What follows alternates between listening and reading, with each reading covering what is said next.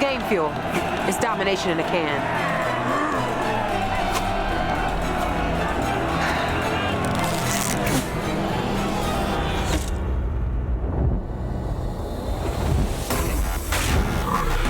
Oh, tastes like loser tears. New Mountain Dew Amp Game Fuel. Victory in a can.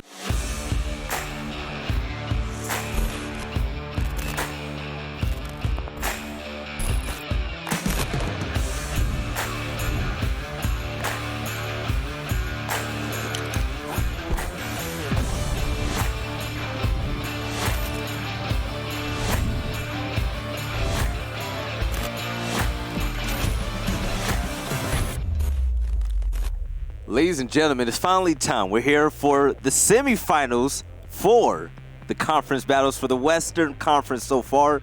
I'm Belly, this is Stokes. We have some great matchups today. We have Azara versus Disrupt and EG versus Luminosity. How are you feeling about all this? Feeling pretty good, man. Going to be some impressive games. I'm really looking forward to this Disrupt versus Azara GG game because I don't know how it's going to play out. I have a feeling on how EG versus LG is going to play out, but I always love the unpredictability. All right, so for those of you that are pretty much new to USN, or if you've been watching, Stokes and I, we give away $700, and Blue, we give away $700 every single week.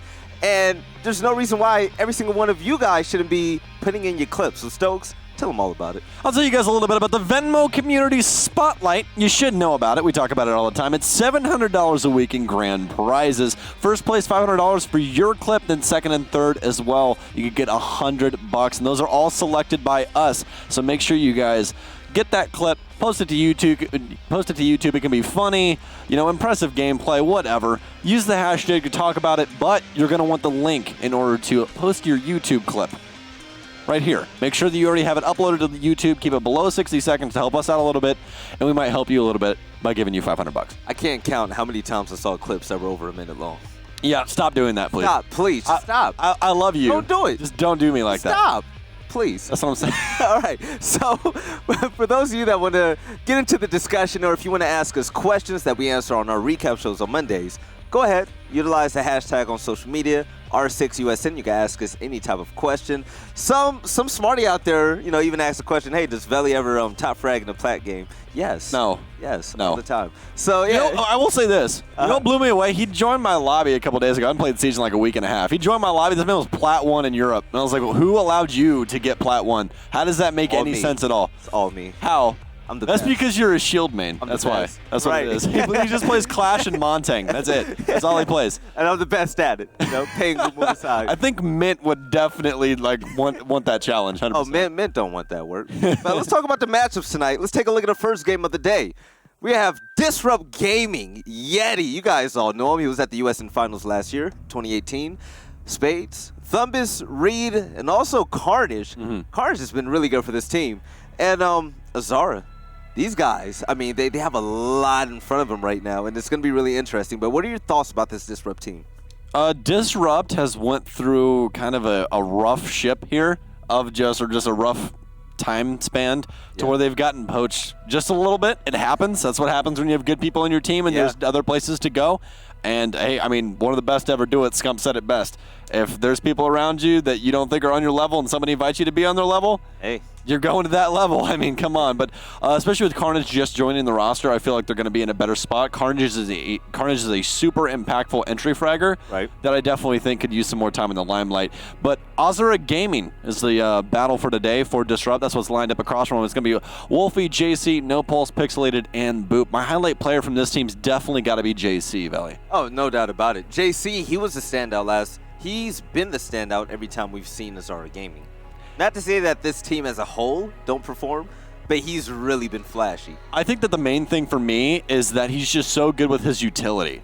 As opposed to how a lot of entry fraggers nowadays just really, really enjoy having the cleaning cut, which is just, hey, I got a drone in front of me, I drone in, they give me information, I kill them. He's so good with these informational operators like Valkyrie, Pulse, even, you know, Jackal and stuff on offense, where he's able to get his own information to make plays off of that, and they've continued to grow and grow, especially on Coastline, where we saw him quite often getting picks early on with Pulse from underneath. Yep, big time. So we have a pretty good game today and already. The map bans. Let's see where they're going to play We're on. powering through, man. I know, right? We're ready to get this I started. literally, what time is it? I woke No up. cafe, no clubhouse. I woke up an hour and 15 minutes ago. Like, and we're jumping bank. Okay, all right. That's going to be a little bit different. I like it. I like it. I have not seen the Disrupt squad play bank in a very long time. I have not been paying that much attention to NACL. I know that Flynn's in it and that Flynn is bad at the video game. That's all I know. That's it. basically it. Yeah. All right. So bank, Disrupt. I'm going to have to say, they're the veteran team in this matchup. So. Oh, absolutely. But everyone at the end of the day know the ins and outs. I mean, Playing kind on of. You know what I mean? Yeah. You always have one of those squads, especially in just younger squads, that's going to come up, essentially, Just and scrappy. match up against, veteran squads very well, i.e., Luminosity, Yes. who finished, top 4 in NA this season. Or, I mean, if you want to even go to Europe, we have Na'Vi, who it's their first season in Pro League, and they're number 1. You know what I mean? Killing it. So, You never know. if you're on the come up, you're on the come up. That's how it works. Yes. So we asked you guys on Twitter, who do you think will win this game? And you guys said below, Woo! How much 5% faith? for Disrupt Gaming. How much faith? Well, you gotta look at it, man. Disrupt, even despite Mo Digga going up to the big leagues, the rest of his team is phenomenal. Yeti is really good. Yeah, Yeti's pretty good. Yeah. I played with Yeti for a very long time. Yeti's pretty good. Yeah. Pretty good. So I just I'm never going to admit that Xander is amazing at this game. I will never do that. I know him too well. JC and Boop share the same name, last name, and birthday. What? How? They are not related and didn't know each other before joining. What? Dude, that's freaky. Crazy. That's that actually is terrifying. That'd be like us showing up to work and then you're like, yeah, my name's Sam Stewart. I'm born in January 25th, 1997. I'm Sam Stewart. I was born whatever 1997. That's so weird. Oh, well, That imagine if it was the same hospital, though. That would make it even worse. Maybe they were switched at birth. Hey, maybe they have some type of chemistry rolling with everything that's going on. No, that actually freaked me out. That was a cool fun fact, but that was really creepy. That is terrifying. That's really I would scary. hate that. Wow. Did you guys know that there's cousins that play on Dark Zero? Bwah, bet you didn't know that. Crazy. So, yeah, JC and Boop.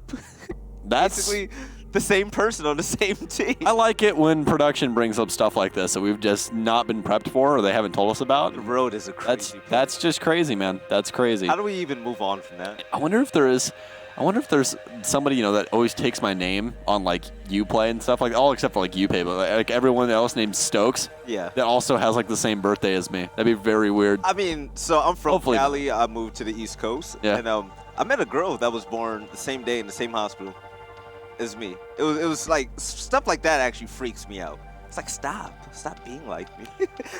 So yeah, that's our Disrupt. Fun facts are out there, and keep them coming. You're gonna be on there's that. actually more. Disrupt. This is a treat tonight. Disrupt plays for the first time in USN with the new addition of Carnage. Yeah, and Carnage will be replacing Mo Digga like we said before. Well, no, he's replacing that Mo? Rainbow. Rainbow. Yeah. Sorry. They picked up Rainbow from Shrug. There's been a lot of team changes. Yeah. So Talon and Brainbow were both on Shrug. They both left their respective teams across CL, and then both of them got dropped off their other squads. It bees like that. So that happened. But Disrupt dropped Rainbow and then picked up Carnage for their squad. They're trying to make a run for the tail end of CL, which they really need to, because otherwise they are not going to be in CL playoffs. So, and it's actually looking like Shrug might be, which would be weird. DG lost Bank 5-7 to Rise Nation in their last matchup, but that last matchup was also when Rise Nation had A Factor. That was a long time ago. That was a Wait, actually, no, that might be a lot more recent. That actually might be Not during recent. CL. It might be during CL. I'm No, gonna they go said fact check that. USN. Oh, that was for USM? Okay. That was early. I remember that. Okay. I'm just going to go check results. That was when Rise Nation were actually playing lights out, too. Yeah, A Factor was really good on that squad. That's definitely why he's on Luminosity right now. I can tell you that much. So Disrupt, they have a chance to redeem themselves and win Bank this time around. And losing on a score like that against Rise Nation, can't really be too upset with that. No. Because Rise were disgusting back then. I haven't seen them play recently, but yeah. Another team that's also been going through the blues in USN. It's pretty funny. What are you looking up? So Disrupt actually just lost to Obey Alliance in both of their recent games for Challenger League. So in case you guys are wondering who Obey Alliance is, it's the old Pittsburgh Embers roster that got picked up. So won't go into that or why it happened, but Right. basically everyone and their brother knows how that went down. By the way, we're waiting for the lobby to start, waiting for all the players to join, so Yeah, don't worry. patience. Don't worry your pretty little heads. Okay, it's all good. Don't worry about it. So, I'm just powering through. I'm trying to find this. So they played Rise Nation pretty recently. They went. They lost 7-1 on Border, and then Bank.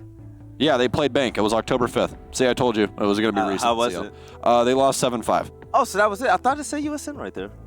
No, and that's the squad of England, Beastly, Vandal, Adam, and Acid. So that's like old guard now at this point. Real OG. Yeah. But this is it. First game of the day, we're going to have Disrupt Gaming face off against Zara Gaming here on Bank and the operator band face. All right, well, we'll see what Azara Gaming wants to take away from Bank. It's pretty traditional at this point to take away a hard breacher, try and make them decide exactly what hatches they want to go through, especially now that you're on offense, but they're going to pull away the roam clear potential instead, which is not a bad idea at all. Removing Jackal does open up the field of play just a little bit, especially for those extremely powerful roaming operators like Vigil, to where his footprints cannot be tracked. Disrupt's going to follow up with a Habana ban. Getting rid of her makes it to where they have to decide what they want to do with hatches or take more time in getting those hatches open with the torch from Maverick. All right. Jacqueline and Habana, they're going to be out the game. First offender to be banned, and they're really taking their time with this, too. Hey, take your time, make them think about it. All right, Mira. Okay. It's really good, especially down over in the CCTV area. Yeah, especially with that. Especially since they're on offense as well, just trying to pull away something that, they don't see very often, but, we've seen statistics across the board with Mira that she gets banned out a lot, but even when she's available, she only has about 4% of the time played. And that's really due to the fact that no one designed strats with Mira in play anymore because she's banned out so often that it's so niche, But Bank is one of those maps that, really became more defender-sided because Mira came into play. So it's very easy to just reintegrate her when she is available. Offense, though, going to be bringing the double hard breach setup. It's going to be Maverick and Thermite. They're still going to bring the Thatcher, which is not a bad idea. Can help out with a blue take onto those stairs that we love to see ADS now. We've seen some Warden play on those. But other than that, it's just going to be the duo of the soft destructors, Zofia and Buck, with Spades and Yeti. And take a look at Post and Ella. The guys that share the same name and the same birthday.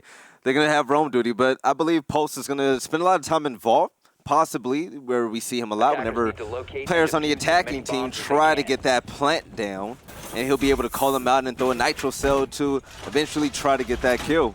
But let's take a look at the setup right now. I wonder if they're going to have a blue stairs hold.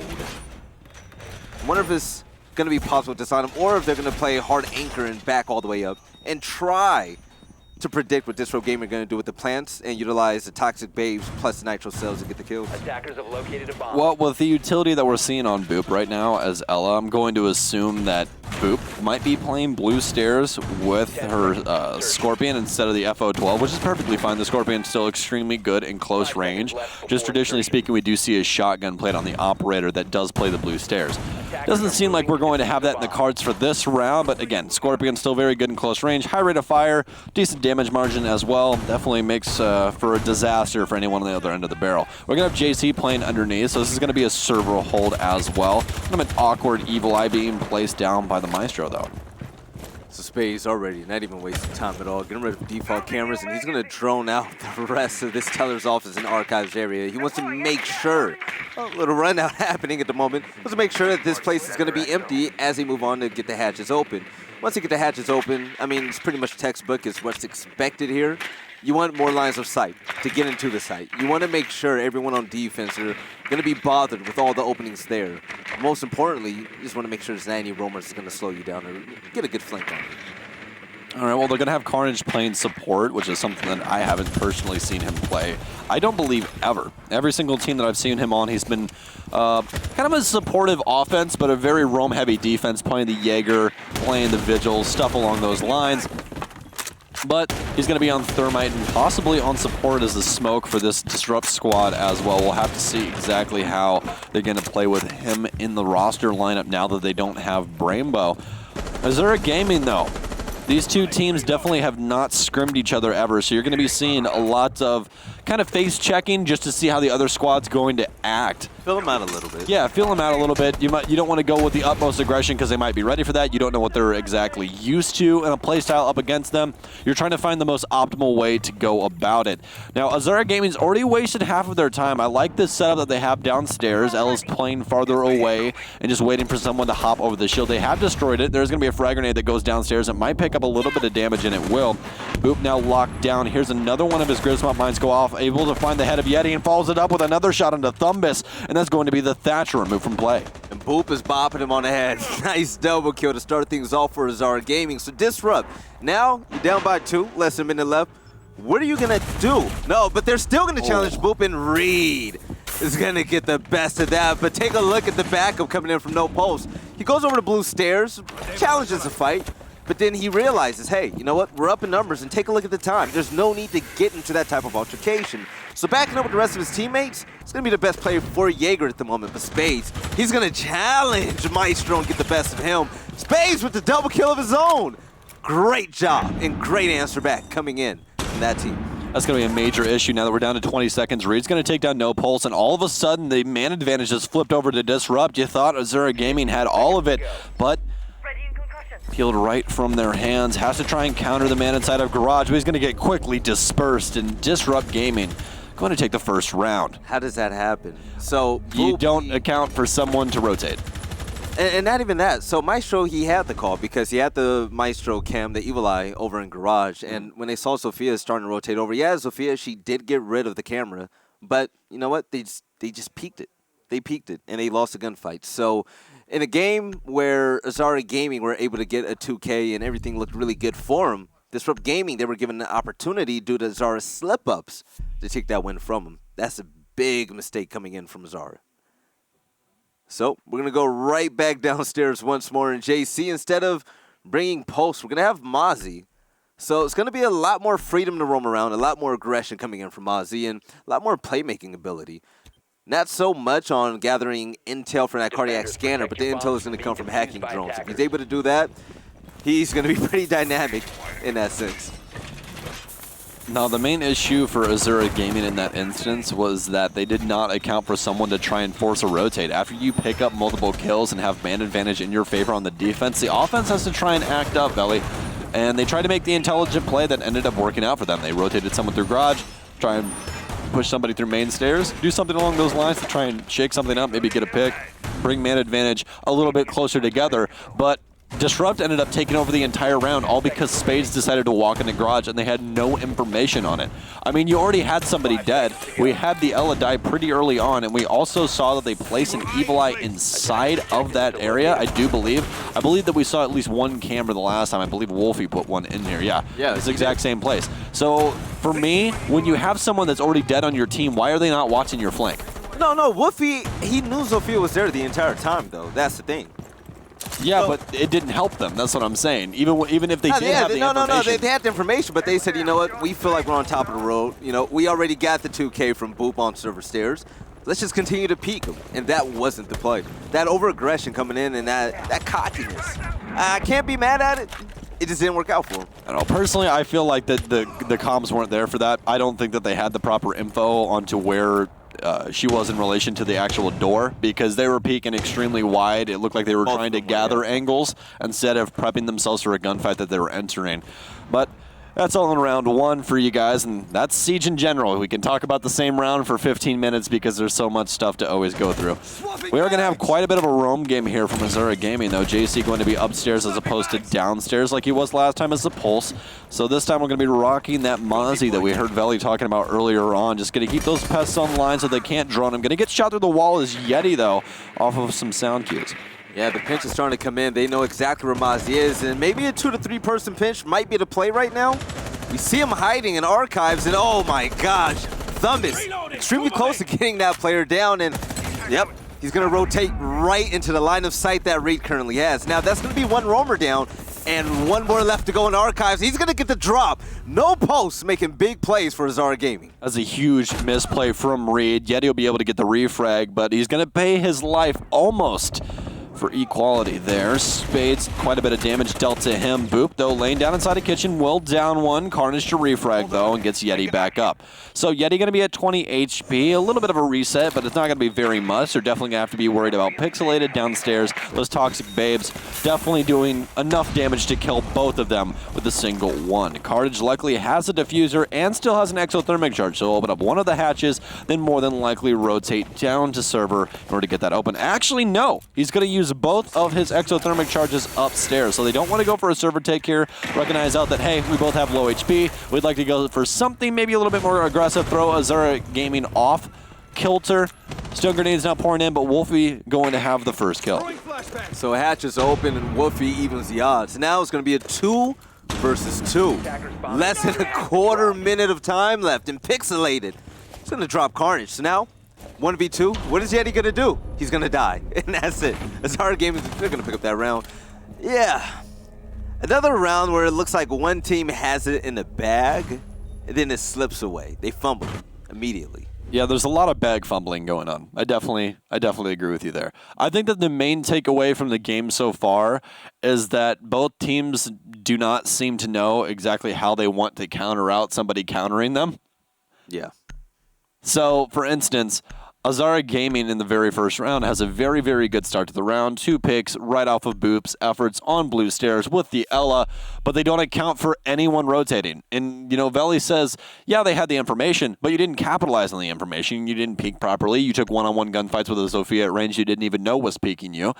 You know, so it just seems like comms across the board are really not in favor of either team. They actually seem a lot more equal than I thought this was going to be. I assumed this is going to be kind of free reign for Disrupt to take over, take the reins, and run away with it. But as of right now, their roam clear isn't even that good. Like, we're getting drone pressure. We're getting information onto Pulse. Onto JC that last round, but you're still getting fragged out by him off of weird peaks. You know what I mean? Or they know when they were trying to deal with Legion inside of Archives, we ended up getting that 2K. We see Reed commit through, but he doesn't even really know where Legion is. He just walks through the door and is just walking through barbed wire and dies for no reason at all. He could have just held the door, held his rotate, allowed the push to come in from the other side through the actual lobby, through the teller's office area.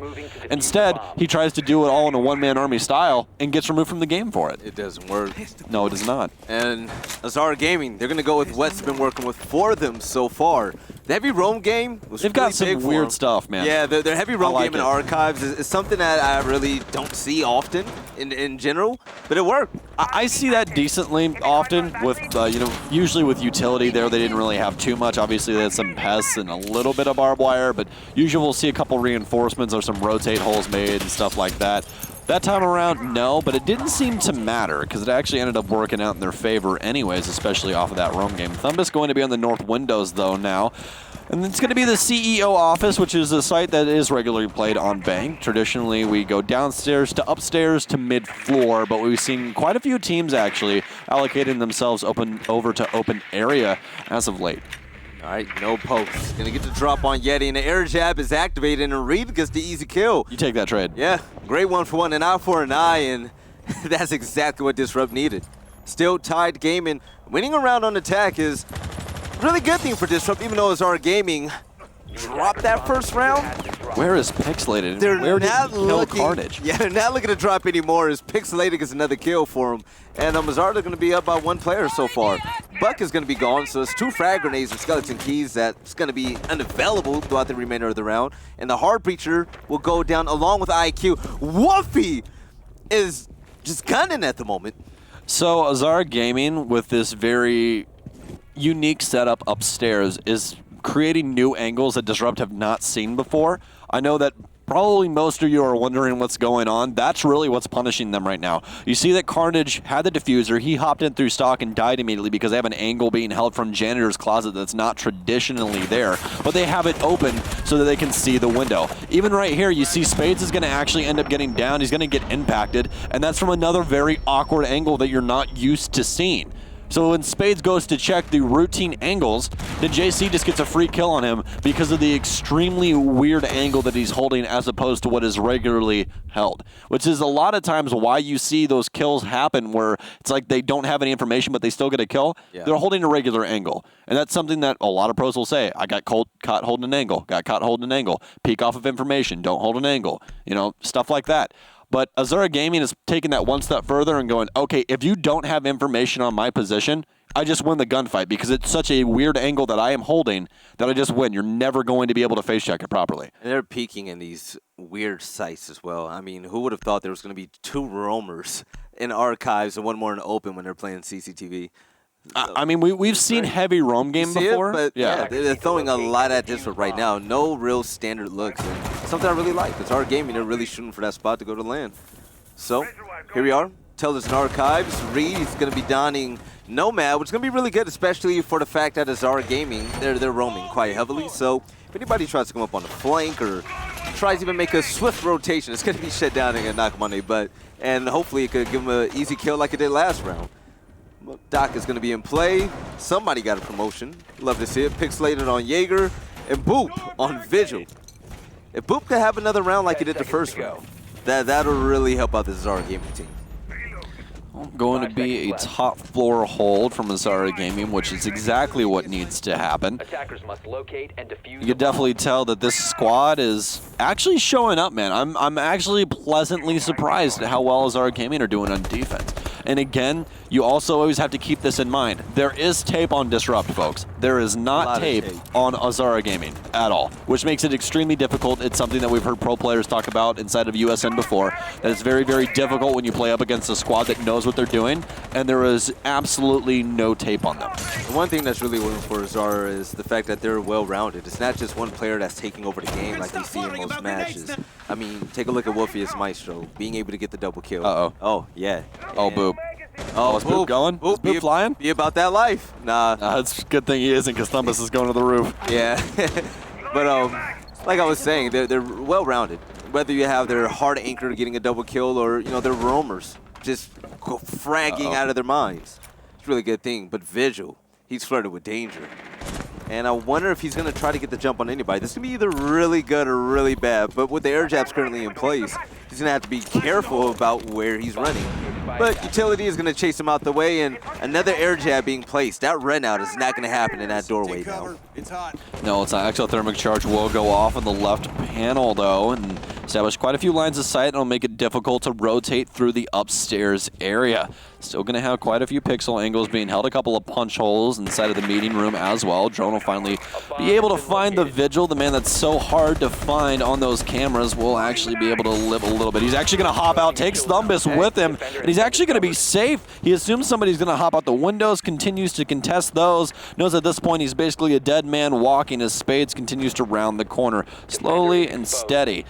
Is he actually going to end up finding the kill? Yes, he will. Yeti with a frag as well. On the other end of things, Yeti's taken over the upstairs, but not very much time. Has still all of his skeleton key ammo, though, so he'll be able to destruct this floor as much as he wants in order to make a few lines of sight, but he's going to take quite a bit of damage from Wolfie downstairs. And the aggression paid off for Boop, but then he fell shortly. There was nobody there to watch his back, and Doc going down around the same time as him. Big blow.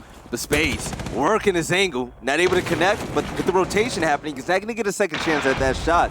Now, looking at a new fight, you still have Buck up top with a quarter health left. He's trying to make something happen, but with 30 seconds left to go, Yeti, he's going to get the double. Disrupt is not scared of this timer, and why would you be? There's only 2 remaining. You have everything at your disposal in order to win this round. They just have to worry about JC. They know the angle's established. It's a routine thing to do now, but Pixelated might be able to throw a wrench into things as well as he downs Reed. All of a sudden, this becomes all the more dire. They have to get this diffuser down. Do they have the information? Pixelated's looking for him. He finds one behind the desk. He'll be able to call that out to his teammate. JC probably has another one. He does. Spades is actually going to win out the gunfight. Tries to fire back through the wall, but doesn't find him. JC on a little bit of HP HP at this point in time. Still does not have very much comparative to the other two on the other end, though. Spades actually going to concuss him once. Does still have to have another one, which he'll follow through with. Destroys the Evil Eye, but it's also going to break the cubicle as well. So line of sight going to be established for that as JC rotates through lobby. I don't know if they're going to find him just yet. They definitely heard it off of the shot now from the UMP 45 as they both hold an angle on the door, and this should be a pretty easy cleanup. Disrupt finding round 4. Winning these rounds on attack is really big, especially considering the fact that Bank is such a defender-sided map, and rightfully so. It is way harder to attack because of the obstacles that are going to be in your way, especially when you go down to CCTV or Tellers and Archives. But Disrupt, they've done a great job, and I'm going to have to credit Yeti. Yeti up top, even though he had only a little bit of HP left, still being able to frag out and get a double kill, that's quality. That's exactly what you need.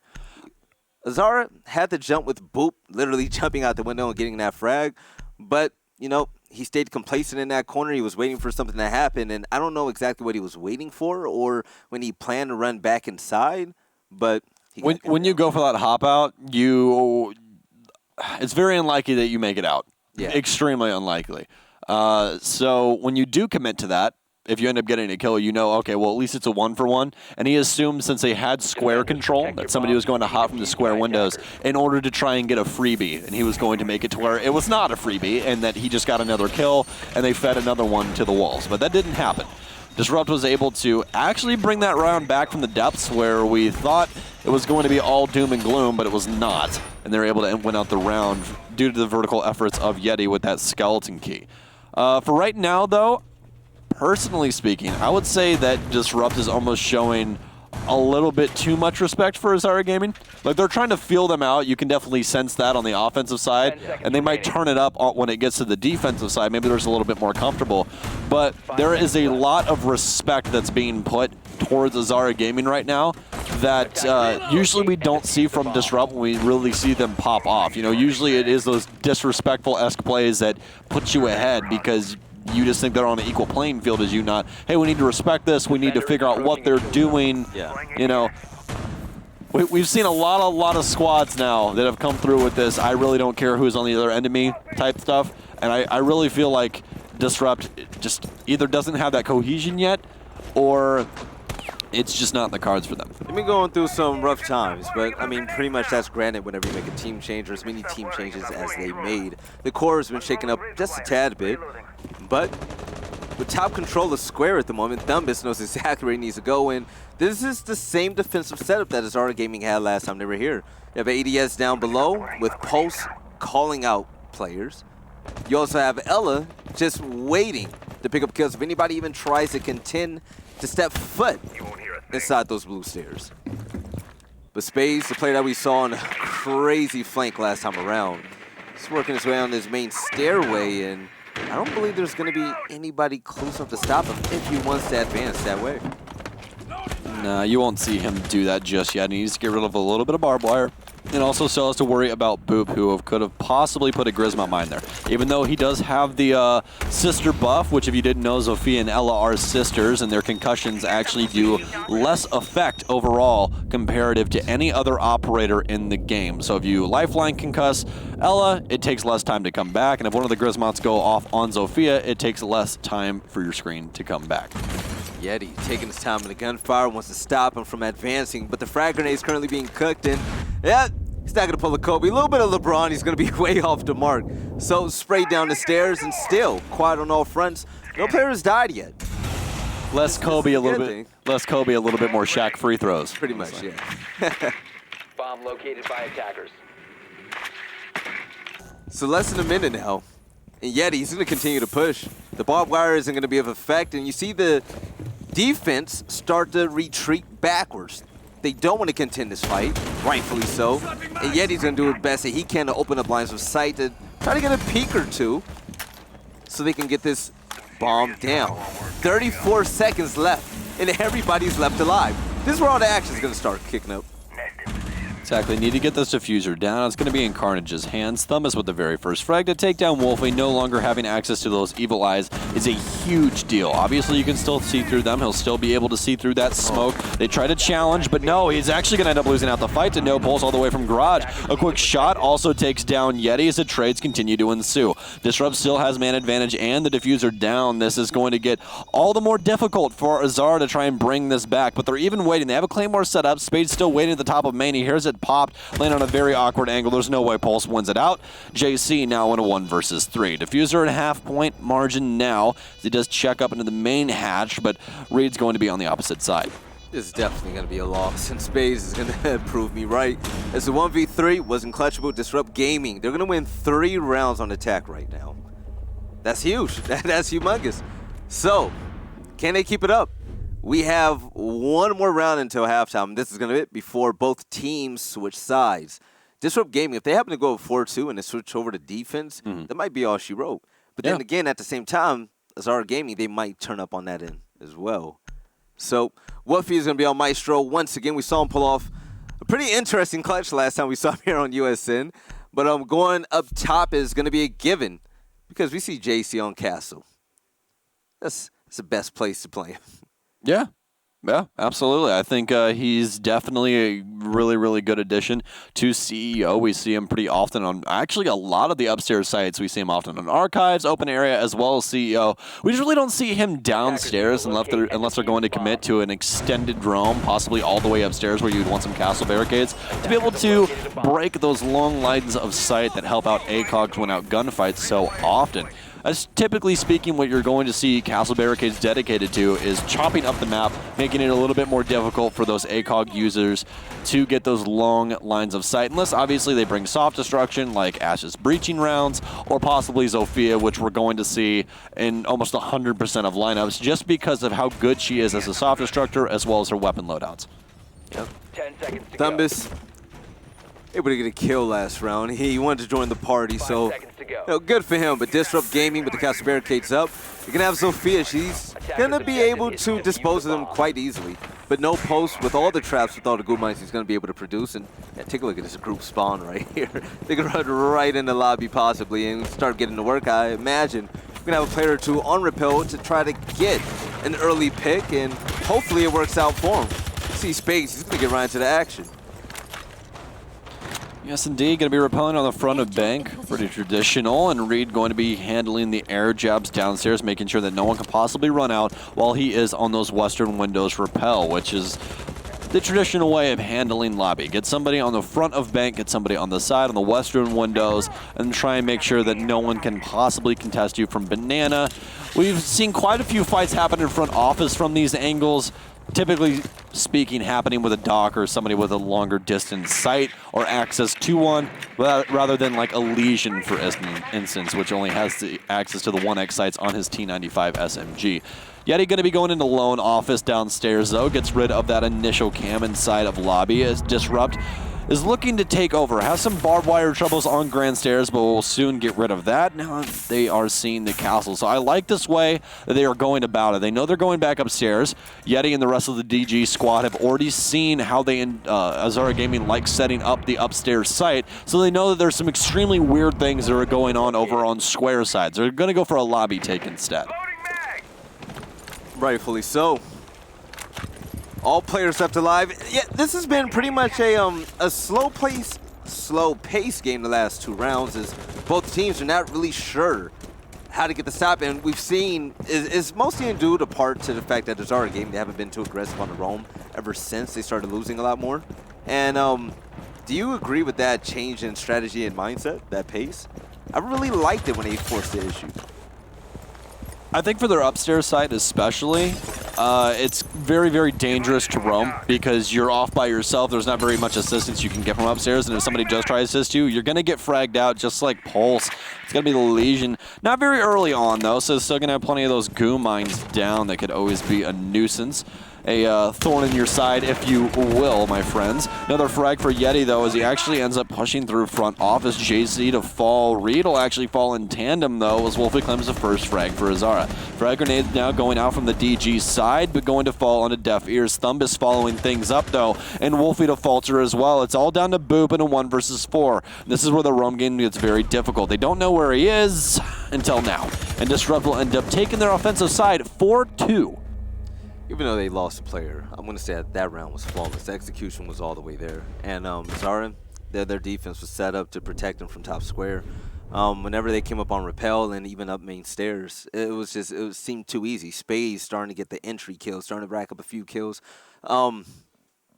It's looking rough right now. Yeah. But we're going to see Clash coming into play. Uh-oh. No. Oh, yeah, so Clash is going to come into play for Likers and CCTV. Might be a 6-pick. You never know.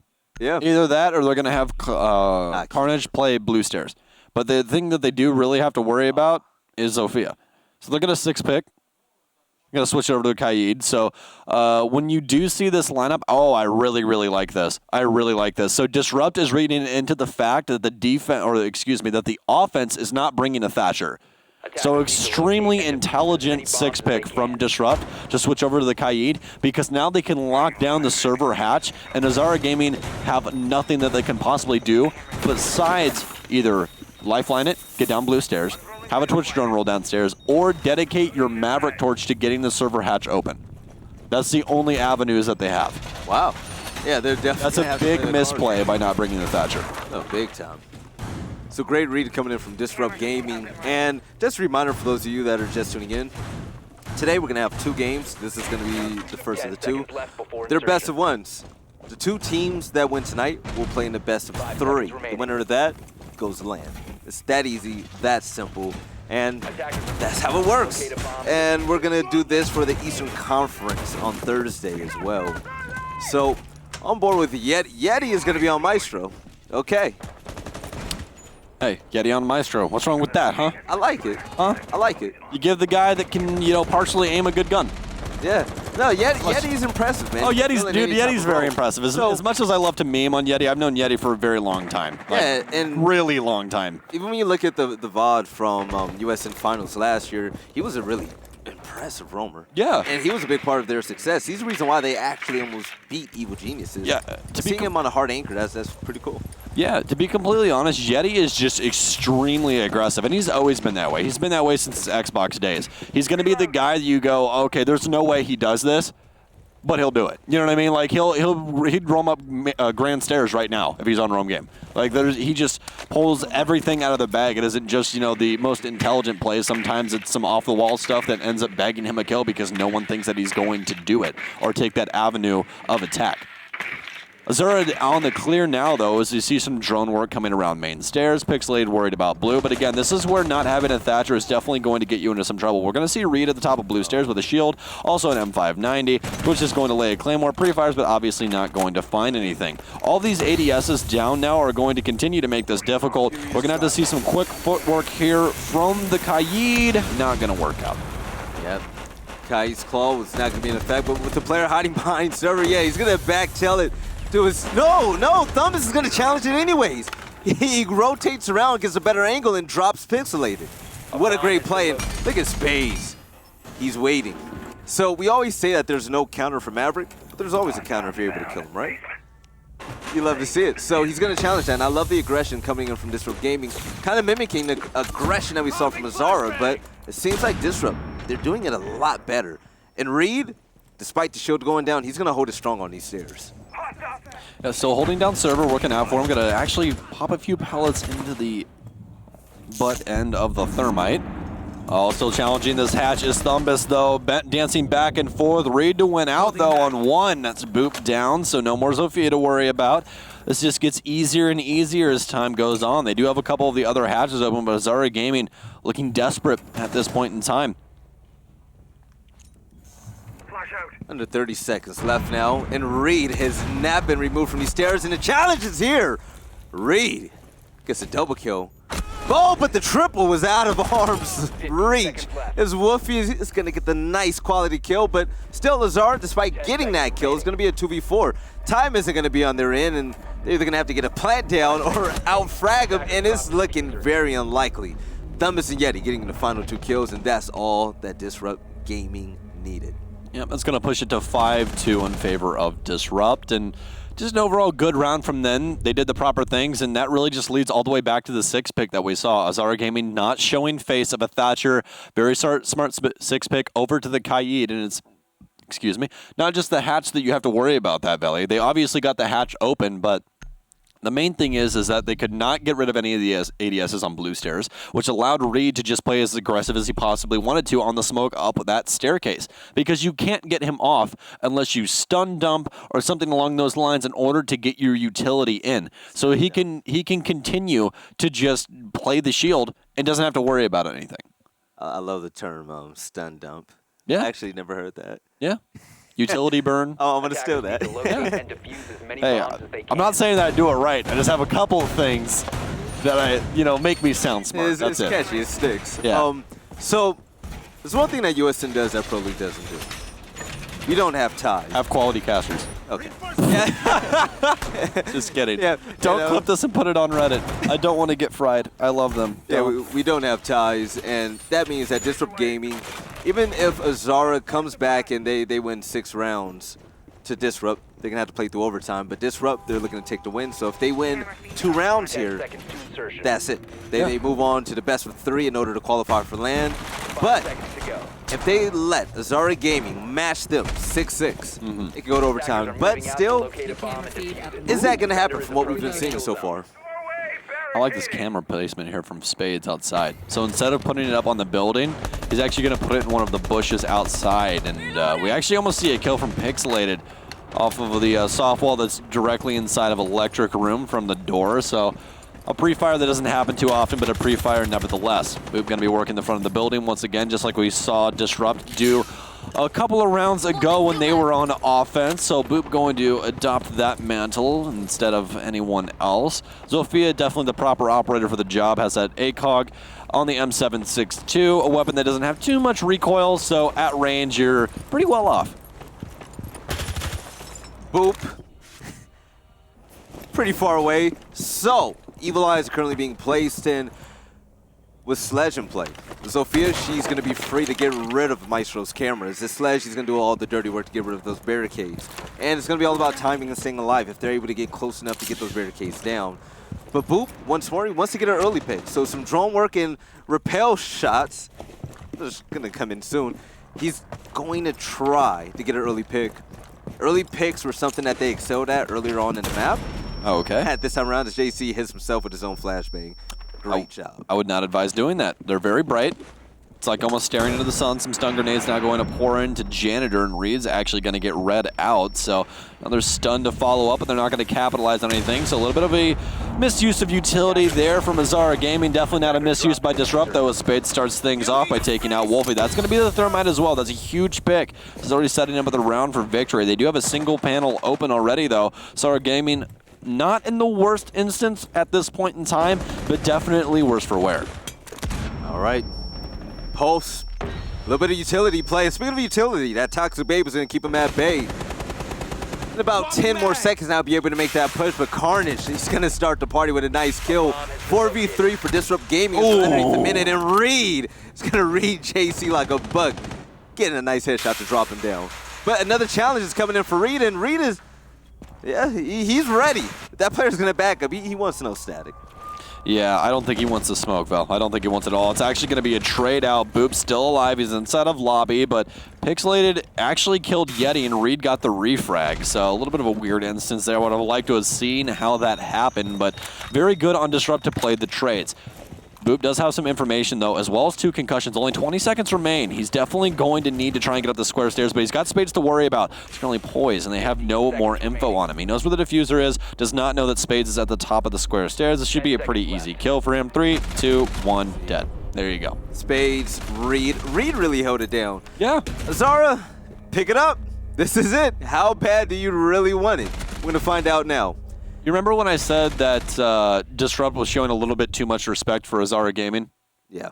They're not. It's shifted gears at this point. Disrupt are doing really whatever they want to do now. They've kind of gotten to their comfortability factor, and it's working extremely well for them. Azara Gaming on the other end, though, are not doing what we've seen this squad do before on offense. When we saw them on Coastline, they were well pedigreed. You know what I mean? Well pedigreed. Excuse me, not pedicured. They were well pedigreed in it. You know, they had a very well put together offense. They knew exactly what they wanted. It was clean cut, and that was really all they needed in order to pull rounds. But this time around on their offensive side, there's a lot of solo pushing going on. They're taking ones. It's just not working out for them, especially when they were trying to stack up on Janitor Closet. That's a little ridiculous. And also the fact that you don't have anyone watching archives as well from Square up top, and you're not worried about anyone trying to rotate underneath to blow up your thermite. It's the most important player. There's a couple key factors that they're missing on their offensive side of Bank that should just not be happening. It's something that especially their coach is going to be watching, you know, right now and going, okay, this is the stuff that we need to do. This is not, you know, the end of the streak. Obviously, we still have the wild card, and Azara Gaming, I feel with a couple of tweaks, are definitely in the running to possibly at least make it to the playoffs of the wild card and see if they can possibly get there. But I can tell you there are quite a few teams that are still going to be holding things down that they have to get through. I'm going to say it now, Azara Gaming, I mean, first off, they should have 3 rounds won at the moment because they threw away the first one. But I like their fast and heavy play style. Like that's the way they were winning. And once they stopped that, they committed to a really slower paced game. They allowed Disrupt to beat them with these really long and slow reads to overcome through strategy. And that was it. Azara Gaming, they were winning through fragging. And Disrupt, they were winning from pinches. So it's kind of a give and take. And Azara, they need to start taking a lot more than they're giving to them. Exactly. Disrupt is a team that can really disperse a slow and steady gameplay style, and that's exactly what they're showing you right now, is that Azara Gaming are going about this with a very slow, methodical pace, and Disrupt thrives in that because they are able to just ramp things up really whenever they want. They're able to produce these picks that continue to make these rounds just so very easy for them. Boot might have himself in some trouble as Thumbus is reading out where those rounds are flying from due to those bullet tracers as well as that sound presence. So he knows he's over here on the lobby windows. Southwestern side is exactly where he's at. JC to start things off, though, is Carnage Falls. That's actually a pretty big pick. That's going to be the dog that removes one of the ACOGs from play. All of a sudden, it's just down to 1. I really love that early pick by JC. And it's about time JC finally woke up and started to make something happen. But utility is in play, and the stun grenade is going to blind him. So, boop, it's going to catch Thumbus right behind the back. It's going to down him immediately in a nitro cell. Oh, he's not going to use it. Okay. So Yeti, with the callouts, is definitely going to be there, but taking his time now. I wonder if he's going to challenge this, or if he's going to wait for them to come to him. Either way, he's in a great spot at the moment, and Spades is really holding his angle for a long time. He wants those kills, and he's really good with that SMG up close. But yeah, not in that instance. Oh, Nitro saw it go off, and all of a sudden we're a little bit closer to being equalized here. Pixelated taking quite a bit of damage. Only a minute left for Disrupt to hold down the defense and actually push themselves into our final stage here before the LAN, which is those conference finals. But they have to win this round in order to do it. Azara Gaming, though, trying to play devil's advocate, throw a wrench into the plans of Disrupt, at least for this round. They have all of the info in the world they could possibly need in order to get things off, all of the picks, but they still have to worry about Yeti. No more Nitro Cell, but can tell where this push is going to be coming from. We're going to have Reed playing a little off-site. He's playing in the actual Teller's area instead of Teller's office. They're going to have quite a few pings coming through onto Elevator Hallway now, so Disrupt definitely knows where this is going to be coming from. This looks to be a one-front attack. Reed's actually going to drop down on a late flank. It's all going to be up to Yeti to try and shut things down, and he'll follow through. It's all of a sudden just JC. He finds one, but all he has to do is play time and wait for the diffuser to go down, and this is going to be locked up by Reed. This is such an easy find. Does he know where he is? Oh, he sees the diffuser. That's going to be a quick knife, and it's going to be a GG all around. Disrupt Gaming are your first team from the, I believe, Western Conference, remember this correctly, to go to the finals for this stage. Yeah, so now, only thing that's standing in front of him to go to LAN is Marcy walks away dancing from spectating.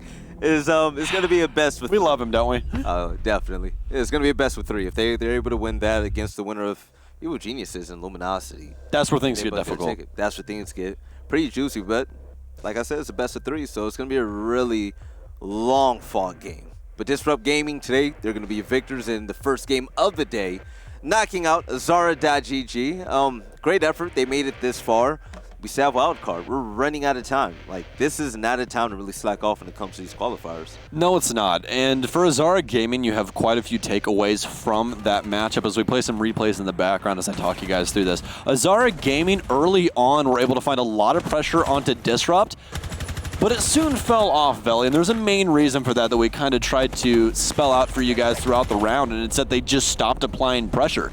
They were going slow and methodically about things, and it made Disrupt very comfortable. Disrupt was allowed to do whatever they wanted to do. When you're on the offense, your job is to shut down that defense, restrict what they can do, restrict pathing, whatever you have to go, whatever means you have to go about it in order to restrict what their game plan is, that is what you do. And that is not something that we saw Azara Gaming do into the latter rounds, but we saw it on offense on their offensive side, we did not see that into any of their offensive rounds at all, and that's why you saw Disrupt just continue to run up those rounds on them. Azara Gaming not getting a single offensive round, whereas defensive side for Disrupt, they were able to just run through them. You know, looking at these replays, every time you see an Azara member die, it's a solo push. Yeah. No refrag capability. Nope.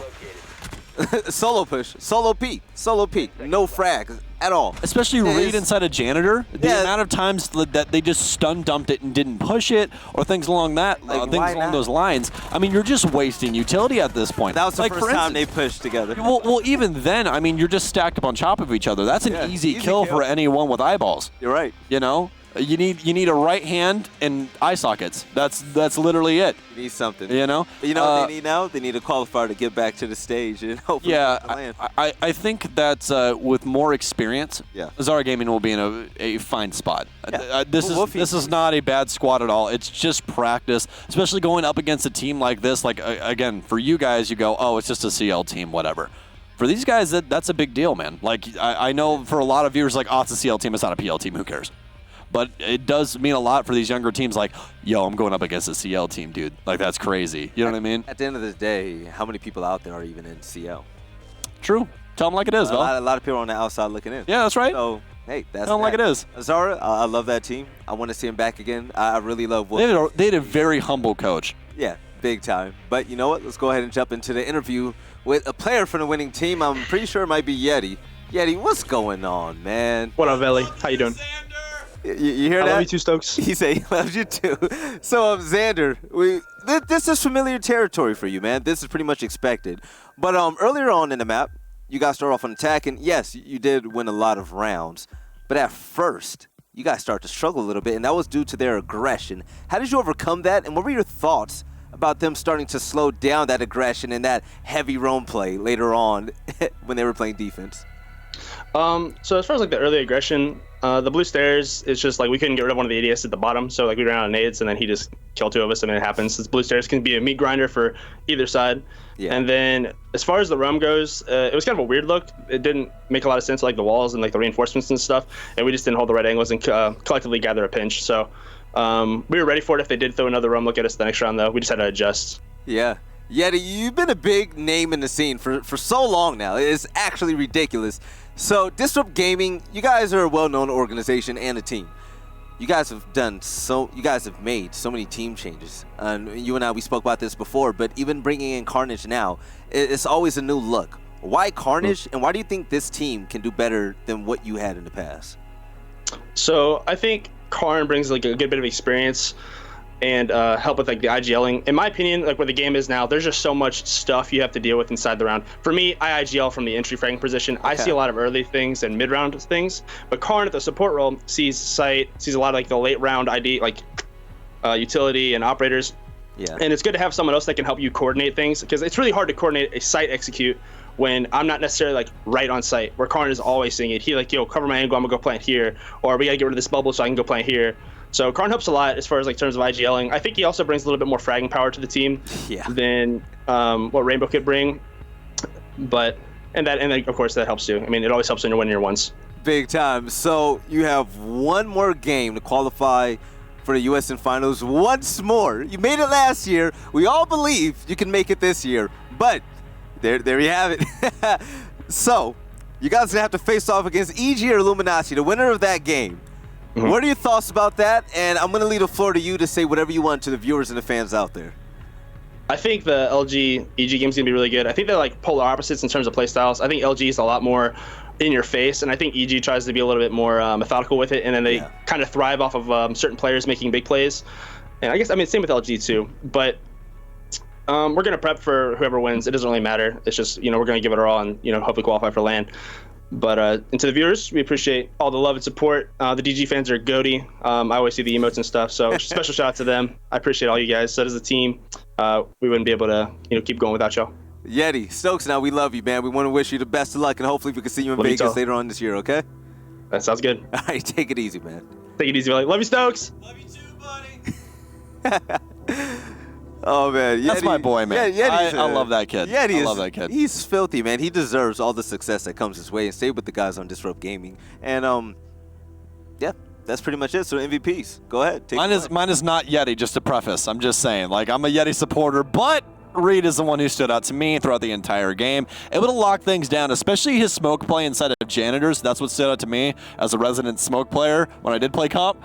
It's always good when you see, a master of their craft. And Reed was doing a very good job of being able to continue to play multiple angles, keep the door locked down. He had a very good mindset for what his job was.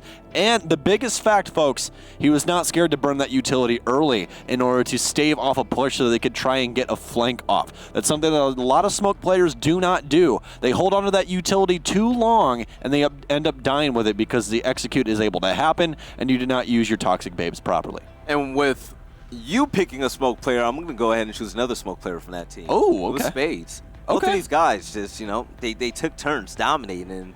And yeah, Spades, he was having big plays, man. We call him 11-3.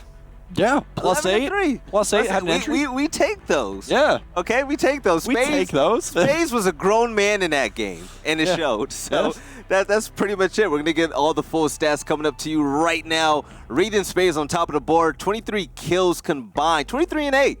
When your two top fraggers go 23-8, that only says good things about your lead guys, especially if one of them is an anchor player. Yeah, Reed doing a very good job on the Maverick. We saw quite a few kills coming in from him on that front. But the other person I do really want to highlight is going to be Yeti. As you guys heard, he is going to be the IGL for most of the round that they go through. But, he was marking out the fact that they kind of do a duo IGL, and that's something that's extremely popular. I see a lot on the subreddit, just on Twitter in general, people asking, well, who's the IGL for this squad? That really doesn't work anymore because of exactly what Yeti said. There's so much stuff in the game that one person doesn't know that's going on that you have to have somebody else with eyes, obviously, that can say what's going on. Carnage sees a lot of the site. Carnage is their site execute IGL. Yeti just IGLs for the overall, saying like, hey, we need to bring this operator lineup instead. This is something that happened, stuff along those lines in order to try and propel themselves to a victory. That's what like your mainstay IGL's job is going to be, is the early game, the mid game, and also the lineup adjustments, or, hey, I have this plan of what we need to do. This is what they did. We're going to counter them with this, as well as having that backup IGL to try and get you onto site. But I know that you guys are ready for this next game, Veli. Yes. It's going to be Luminosity versus Evil Geniuses. We'll see you guys after the break.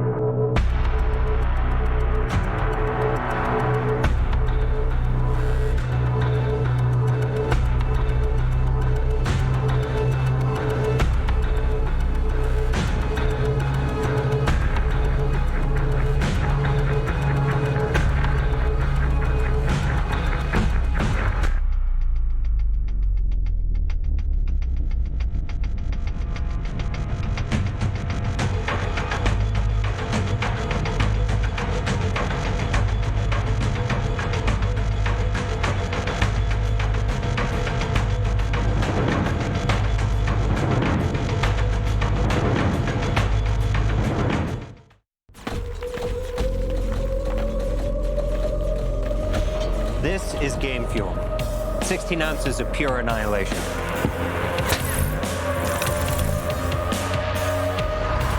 Perfect for finding the second to last man standing.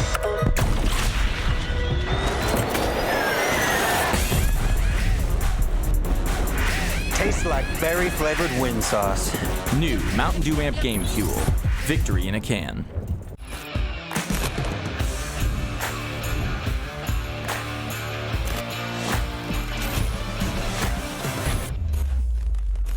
Welcome back, everyone, to the USN playoffs here. We're in semifinals. My name is Stokes, and I'm here with Wave Check Veli.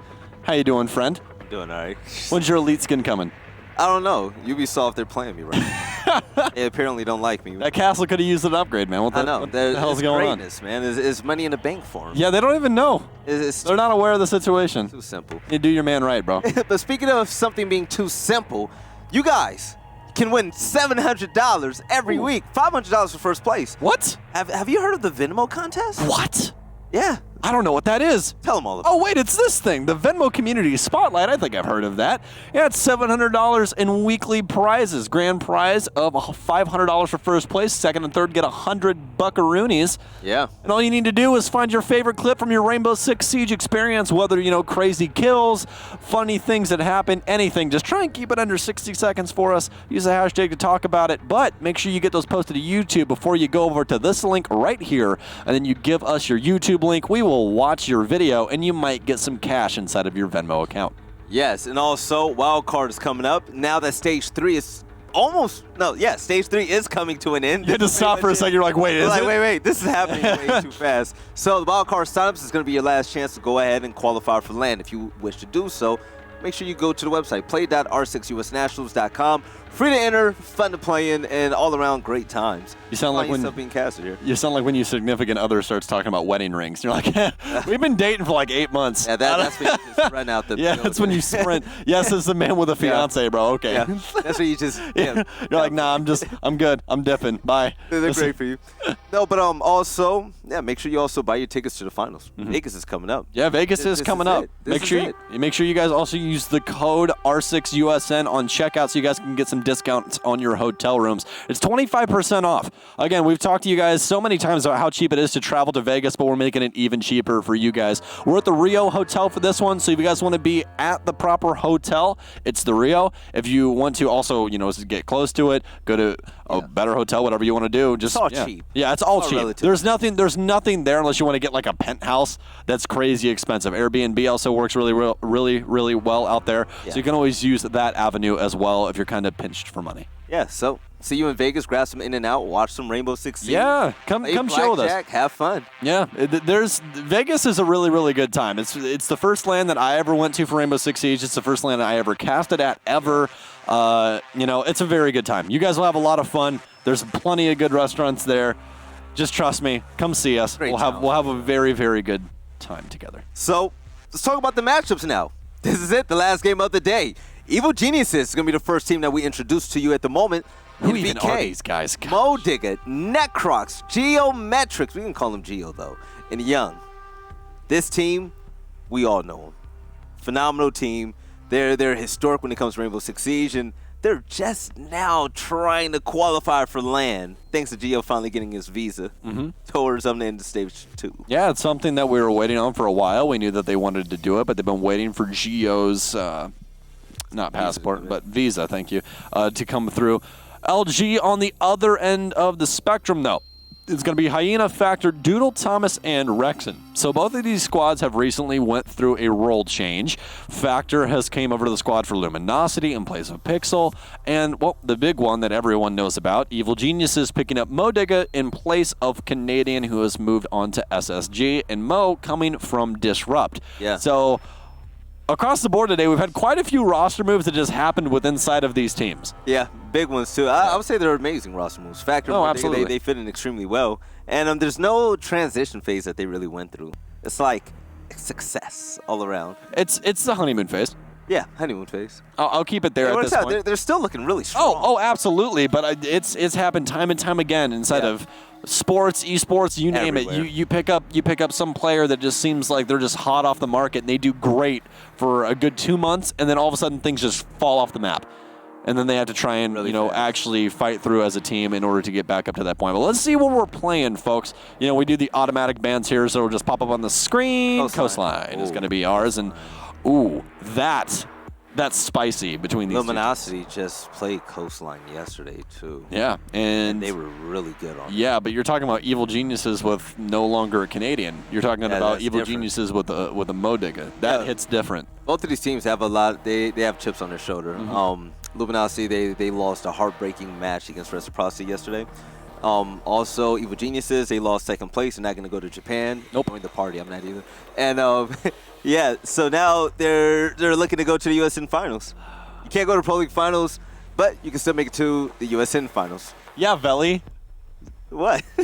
Y'all go to Pro League Finals, but you can still make it to the USN Finals. Come on, man. Okay, relax. Gosh. All right, Evil Geniuses, 69% of you guys on Twitter think that EG are going to win. Mint. That's mint right there. That's a... You know what, man? This is going to be a really close game. I said still- on the recap show that you wholeheartedly believe that EG are going to run away with this. Oh, yeah. Absolutely. I don't even know. Do we have that episode out yet? I don't think... Yeah. Do we? Yeah, Monday. We film it in the morning, and then it releases at night. I know, but I ended up falling asleep and couldn't get the Twitch. It's up, yeah. Did they just do it? I feel Yeah. so bad. I'm gonna have to get Camille something. I feel terrible. All Luminosity members live in Vegas and are under 21. Really? That is true. Yeah. Oh, that sucks. All of them are younger than me and What? are better at the game than I am. Look at that. Isn't that funny? Right. Thomas is that handsome, and he's that young. Man, he's gonna age like wine soon. I love the fun facts. Keep bringing them. We found out that two teammates have the same name, same first and last name, and the same birthday. Yeah, this is fantastic. I love it. But, guys, it's going to be the battle of the pickups here. We'll have to see if Mo can win things out for EG or if it's going to be Factor that ends up running all over Evil Geniuses. I believe that we have the proper battleground to figure out who is the better squad in between these two. Evil Geniuses recently adapting to a faster-paced game plan. Luminosity always been there. They've been that team to always just be over-aggro about everything, and it seems to win them a lot of gunfights as well as a lot of rounds that we don't typically see happen in those fashions. So, between these two teams, let's get through this ban phase. Capitao and Jackal off the board. Jackal, a pretty unique operator ban for Coastline. It's not a very big map, so we usually see something else. But, I mean, when you're going to play a heavy roam game like a lot of teams like to do on Coastline, you might as well take him off the board. I mean, why not? Great gun, great utility, and all-around great ability. Maestro being banned is not a shocker, but does that mean Valkyrie's going to get banned or Echo? I believe it's going to be one of the two, and I'm going to put my bet on Valkyrie. We've seen a lot of Valkyrie bans lately. So, time running down, they're definitely taking their time when it comes to this. Yeah, they're just thinking it through, thinking exactly what they want to try and pull away. They're Mira. going to take the Mira, so intelligent ban on Coastline. That's actually going to take Penthouse completely out of the mix. You really only see Penthouse played when Mira is available. This is it. Last game of the day, Coastline between Evil Geniuses and Luminosity. Winner of this, they're going to play against Disrupt Gaming in a best of 3. Winner of that goes land. It's that simple. It's that easy. And Evil Geniuses, they're going to start off on attack. So things are going to be that easy on their end to start off this map. This day has been so fast. Extremely fast. That first game, I blinked and it was done. It's only 3. It's only 3 o'clock. It's only 3 a.m.? That's crazy. It's 3:11 in the morning. Usually when we get done with the first That game, means it's- like 3:40. That means I'm going to wait 1 minute before I set the time for the U.S. on the East Coast. That's what happened when Reed and Spades. There we go. It's 9:12 over on the East Coast. Yeah. And that cross with the 6th pick. He's going to get off of Nomad, and we're going to see him don Dokubi. Dokubi, ever since she got her buff, Attackers need to frag locate and grenades, defuse as the many logic bombs bomb. as they What can. can't she do? She's phenomenal. And that SMG up close as well does a lot of work. Yeah, that SMG-12 is so dangerous. We've seen quite a few people like the C-75 just because the SMG-12's recoil pattern is a little squirrely, hard to keep down. Yeah. So the C-75, we've seen that in use a couple of times, but not something that we see too often. It's all personal preference. I Exactly. see a perfect mix between them whenever I see professional with Dokkaebi in play. I mean, we see Thatchers with AR-33s pretty often, actually, and that's only for the angled grip. It's not because the gun's better at all. It's literally just because it has access to ACOG with an angled grip. Yep, That's it. that ADS time helps out a lot. Hyena on Doc. Locate and defuse a bomb. Actually, yeah, yesterday, Luminosity were pretty explosive on this map. Rexon was getting an ace. Hyena did well. Doodle did well. The entire team were lights out, especially Thomas. But against EG, this is going to be a different type of battle.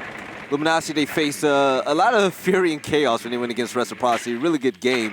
But EG, their approach at this is going to be different. Yeah, they have a lot of chaos and fury that they can bring with their roamers like NVK or Mo Digger. But, oh no. Yeah, the drone play is going to be in there. Yeah, NVK already getting into a fight, but he's going to go from one to another. Thomas gets dropped immediately. Okay, NVK able to save his life and rack up a kill. Great way to start the game as the logic bombs are now going off. Yeah, and Thomas gets caught out inside a kitchen. It was almost like he didn't know he was there. Mode attack on as well. That G8A1, such a fantastic weapon. Not one we see too often, but with access to the angle grip that really helps out. NVK cuts Rexon's rotation off from a punch hole inside of the pantry in kitchen. So again, this is where the levels come into play of the difference between pro play, CL, and then your T3 teams is just how dominant they can be on cutting off these rotations, and Evil Geniuses is looking unstoppable in round one. What is happening? Doodle left all alone. He has no more friends, no place to go. He has a Toxic Babe and a kill. Mo Digger gets popped. But you know what? Doodle, NVK. he kept walking forward, and unfortunately, NVK was right in front of him. And speaking of NVK, man, the turnaround he's had lately. That was 3 kills that round. 3 kills that round, indeed. The fact that he got away from that first gunfight and was able to rack up that first kill in kitchen was crazy. It makes me laugh that everyone for so long was such an NVK doubter because, oh, he wasn't fragging out like he used to. And it was so annoying. He can't do this. He can't do that. It's like, dude, he's playing a completely separate role. The man is on flank watch. Yeah. If you expect him to frag out on flank watch, you have something else coming, man. Like, you just don't know how this game works. I'm sorry. It's so easy. You can't. It's so easy as a casual viewer, and this is the thing about Rainbow Six, which is why there's so many levels to this. It's so in depth. You know, you look at the flashy players and like, oh, they do well. Joystick, Kanto. Exactly. Yeah. But it's like, all right, they do have a lot of support on their end too. Like a lot of people doing the dirty work. Look, I will continue to say this till the day that I don't cast this game anymore, or till the day I die, whatever. An entry fragger is only as good as his information, which means an entry fragger is only as good as his support. You can have a great entry fragger. You can have Hyper on your team, but if Hyper doesn't get info, Hyper's not going to be at the best of his ability. It's not going to happen. Yeah. Well, I mean, he's still going to be able to get kills. He's still great at gunfights. Same as Mo, you know what I mean? But you're only as good as the information that is presented to you. And if you get the best of the best information, you can bet that you are going to be the best of the best when it comes to entry. I see Skies in the chat right now. Shout out to Skies, by the way. It's a big delay, but he called the mirror ban. It was feeling himself in the chat. Skies, you're not nice, okay? You're not nice. So, already. I will say this. So I posted on my Instagram story a while ago that I believe that Evil Geniuses was going to make it to Pro League and Pro League Finals. And Reciprocity, obviously, not being that squad, Skies messaged me and was like, just said bet. And I was like, make me eat my words. And then he messaged me last night at like 6:49 in the morning my time, so it's still pretty late in the States. But messaged me and literally just said bet with a period, and I was like, all right, make me eat my words, just like MBK are going to eat those bullets. So that's actually going to be a very good start for Luminosity, an early pick that they definitely needed to try and find their first round on Coastline. All right, great start already for Luminosity as MBK goes down. The player that got 3 kills last round. And Netcrox is going to drop Rexon. Great. Delayed refrag coming in for Evil Geniuses. So now you're still going to have Mozzie and Legion in play. Echo's going to be available, and Doodle on Smoke. Doodle as Smoke. We saw a great play coming in from him yesterday, but with time currently running down and Yokai drones being activated, these hard anchor players are going to have to make sure that they save this utility for late game situations whenever a plan is attempted to go down. But Doodle is going to start off with the gunfight. The SMG-11 is going to hurt Geo just a little bit. That cook frag isn't going to do much, and Doodle's going to run away. not a fight he wants to stay contending. Or contesting, excuse me. Still roam game from Luminosity, something you're always going to have to worry about. They love to continue to show up that aggression. Geo takes down Hyena. They were ready for it, but Thomas is going to rotate in through Blue. Still has to worry about a Cupter as well as Factor in tandem. They have Blue locked down, which means they have all of the first floor control now in their hands as the rest of Evil Geniuses is upstairs. Necrox takes down Doodle, actually making this extremely easy for them to take over site. Nitro still goes off from Thomas as well, so now they have to try and battle up through Cool Vibes. Free Fire's coming through, but Thomas is not going to find anything with that Commando 9. Still has rotation parameters, possibly that he could rotate through into Hookah, but has to worry about that angle. He is going to have his duo actually rotate through. Frag Grenade to go down, Factor to find the first kill. That's going to be a triple for him. Frag Grenade goes off and gets immediately challenged. Necrox to falter. Young's actually going to stick out the plant as he actually gets to rotate back through Aquarium. Doesn't have any more lifelines though, just going to play it out with a drone, dropped it on the floor so that his team could read information off of it. He's going to peek into one. Does he win out the gunfight? He wins out the initial one. Does he get the second frag? Yes! And Evil Geniuses with his second round. This squad in particular, after the drop of Canadian Man, it's like they went from a typical car. They went from a typical car, Veli, over to like a sports car, Mustang, whatever. It's almost in a hypercar at this point, as opposed to what they used to do in their past. With just such execution utility, that's all they read into. They played heavy into the information game. Now they're just so fast with it. Good with the refrags, and that's all that this squad needs to be. They have the talent. I mean, for God's sakes, folks. It's Young on Zofia. I understand it's Coastline, but Young is playing Zofia. This man has played Hard Breach for 3 years. He's been waiting for this for a long time. I mean, he's so talented. He's so talented. He's one of the best support players in the entire world. Yep. Only rivaled by Goga and Shepard, really. And you give him one of these operators that he's actually able to frag out on, and hey, I mean, he'll prove it again. He's extremely talented at this game. It gets big eyes, but the sight this time around is Evil Geniuses are currently up 2-0. It's going to be down in kitchen and service. What did I call this? Did I call this max OT? What did I call this game for scoreline? I don't remember. I think it was 7-5. Okay. 7-5. Might have been 7-5. I feel like I might have put this one at 8-7, honestly, in favor of Evil Geniuses. You think so? But again, well, I mean, going into the map currently, with it being Coastline, I would say that Evil Geniuses is a little favored, just a little bit. The way it looks right now, you know? they look like. I mean, you're playing, look at it this way. You're playing Evil Geniuses against Luminosity, right? Luminosity is a team that is literally born from the fires of Ranked. And then you have Mo, who literally lives inside of those fires of Ranked. The man completes a Pro League game day after, prep, practice, dry run, everything. He completes that game, then streams for 12 hours of Ranked. Just pure Ranked. That guy is champ 10 right now in NA. Like, there's no one that grinds harder than Mo does. It's actually crazy. Mo Digga is a qualified geek, basically. Can't get out of queue. Hey, I mean, if you want to be the best, you gotta grind like the best. Yeah, and that says a lot. Take a look at Pengu. But Mo Digga working towards cool vibes. There's gonna be a shotgun that's planning to meet him at the bottom of the steps. If you see that ping, Mo Digga definitely knows there's somebody underneath. You have Dokubi's logic bombs currently going off as long as the E1D from Lion. There's great utility being played to try to track out these ropers, but they were unsuccessful for that. But great drone presence coming in from Necrox. He's just sneaking for a kill. The solo Dokubi, the MK14. Is he going to be able to see anybody? No. So if you continue to move forward, that would have been a 1v2. So him stalling momentarily, it's a great thing. Waiting for his teammates might be the play, but you see Young teaming up with Mo Digga, and I wonder what the plan of attack is going to be at the moment. Pay attention to how Evil Geniuses is using their utility in tandem as well between Geo and Necrox. They're getting the drone game work first, getting initial information, then using their utility in order to make space or gather even more to make it more difficult for Luminosity to move around or find themselves a pick. See Logic Bomb followed in tandem with the EE1D. Granted, they're going to lose Mo, but Necrox is able to get a refrag downstairs onto Hyena. Yeah, so NVK dropping down. A little bit of an assist on that kill. But it's going to be all about this next play for him. His Factor's been doing so well for this Luminosity roster. Rexon drops in VK the moment we switched off of him. But Geo was lying. Geo, the player that brings in a lot of versatility for Evil Geniuses. He plays on a lot of fun operators. But also, he's very fun to play. I mean, to watch. It's very fun to watch him play, excuse me. But the E1D is going to come into effect, and Factor's going to get a second in a round. Luminosity are going to pick up their first win. Yeah, I got really tongue-tied on that one.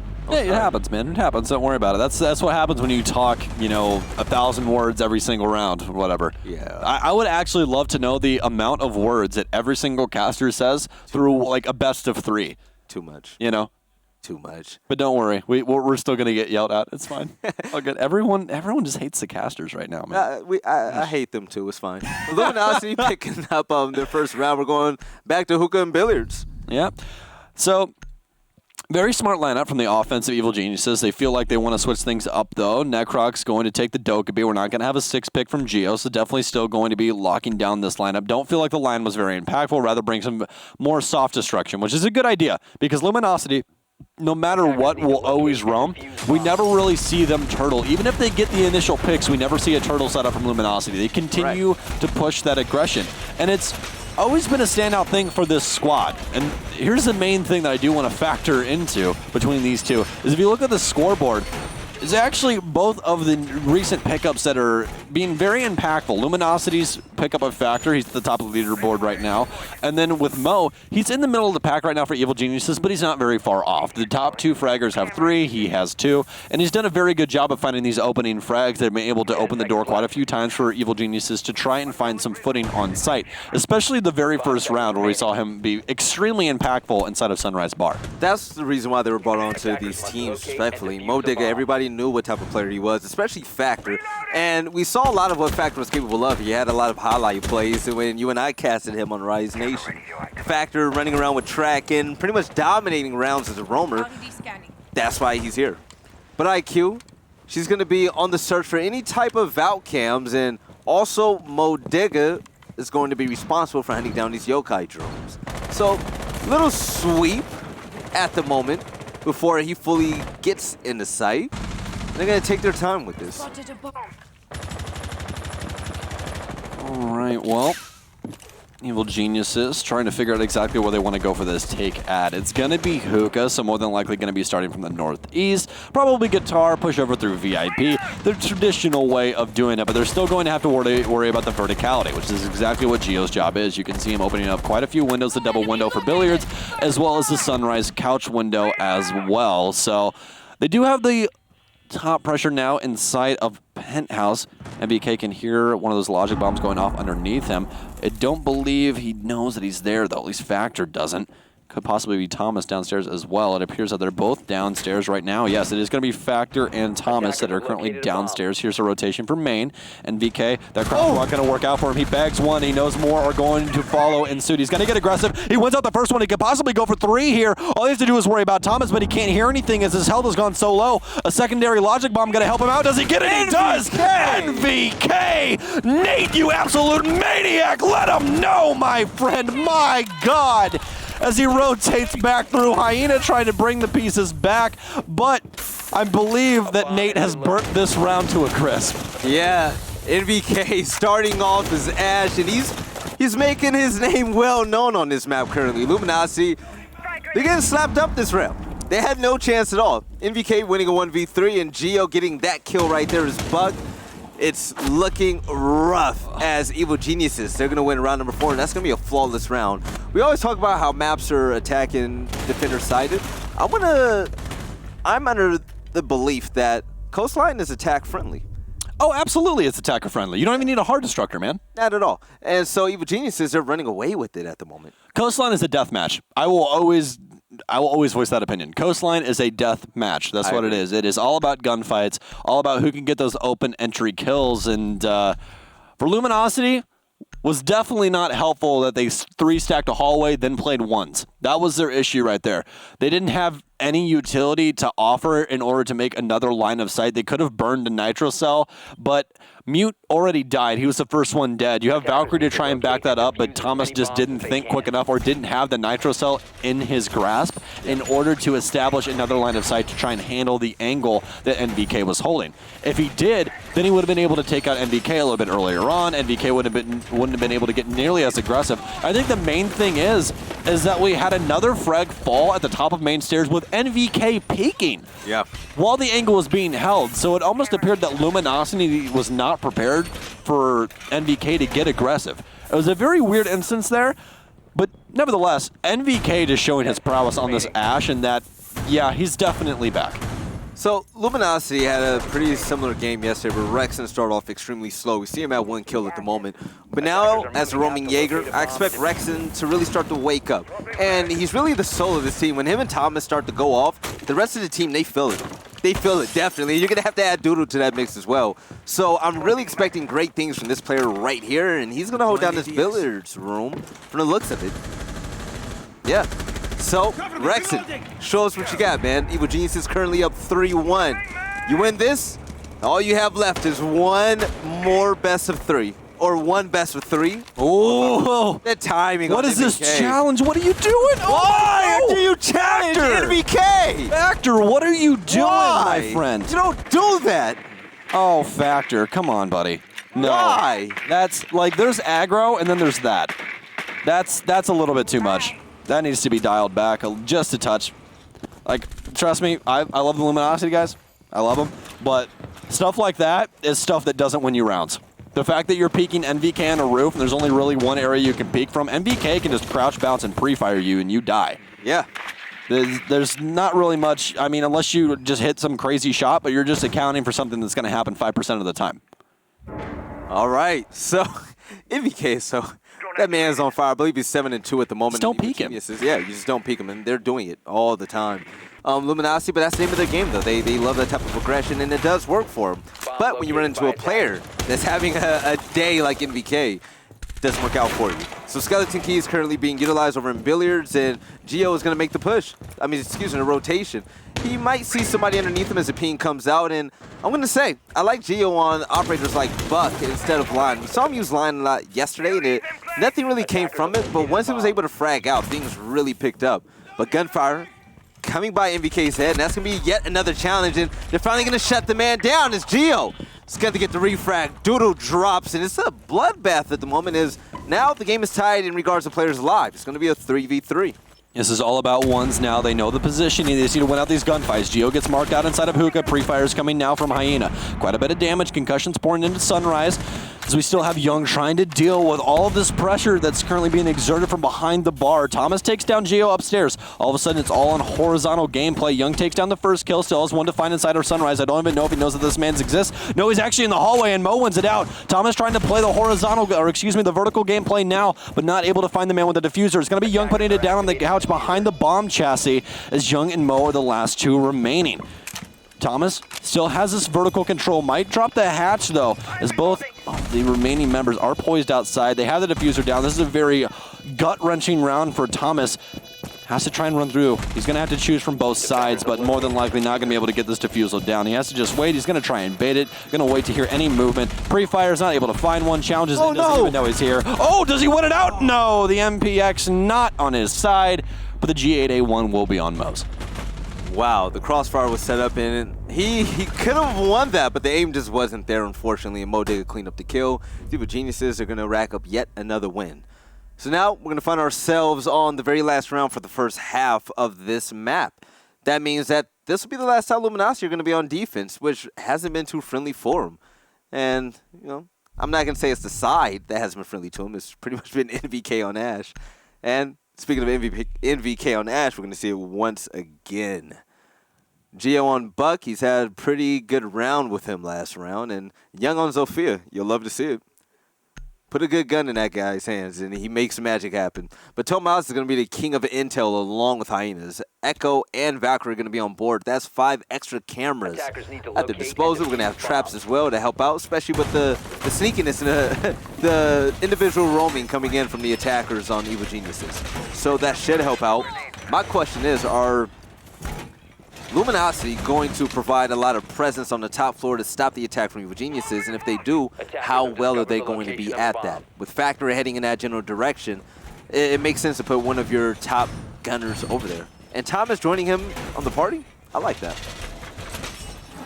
they're gonna need to put that man on ice because he's on fire right now, man. Like they need to ice NVK. Yeah, 100%. They need to slow him down, bring some trap operators out, bring something in order to slow down this pacing of Evil Geniuses. Because right now they're just putting you through the grinder, Luminosity. You guys need to use your heads more than you need to use your brawn. So, using their heads, Luminosity, they're going to have to get Evil Geniuses out of theirs. Down 1-4. It's not looking too good, and Luminosity really haven't had too much luck in USN this year. They're finally starting to try to qualify for LAN. We've seen disconnects, forfeits, and it's been a pretty unfortunate story for them so far. But now they're getting a legit chance against a team that they are pretty familiar with in Pro League. But EG, too strong at the moment. NVK, all alone. That's all he needs. There's going to be a Yokai drone at front desk, and Hyena is waiting for anybody to try to beat that. The Yokai will be able to stun a player if he tries to show any type of aggression, but that's if they push towards him. Okay, well, Evil Geniuses, relatively the same attack, so to speak. Have MVK shifting across, though. He's playing the main stairs. Window, intelligent spot. You're able to shut down rotations from an upside-down rappel to where you can actually hold down into the stairwell instead of having to hold the top of it. So makes your gunfights a little bit easier. But MVK now going to get aggressive. Recognizes out inside of 90. At least one does know that people are inside of theater, but do they know he's here? I don't even think that they do. He finds the first kill. He knows the second one's here. He goes for the pistol. He's not able to find it, but he gets a frag out from Mo, and he takes down MVK. Doesn't work out too well for him in the end, but is he able to find the refrag? No, Factor to win it out and maintains control. Geo now has to win out this gunfight. C8 in hand, has to find the Legion. Necroc's trying to close down the butt end, but it's not going to happen. Factor to falter, and Evil Geniuses just pacing, just running circles around Luminosity. And this doesn't look fair at all. And I would like to just point out for the fact, Modig is the one that actually killed NVK. Yeah. NVK stayed in that entire fight, which was pretty nutty for him. So, If you misclick with that G8A1, man, that thing hurts. Yeah, that big gun time. hurts. take a look at the last two operators left. 3v2, but you have Echo and Smoke. The gunplay, it should work out for him, but the verticality definitely isn't. Geo already reconstructing the way it looks.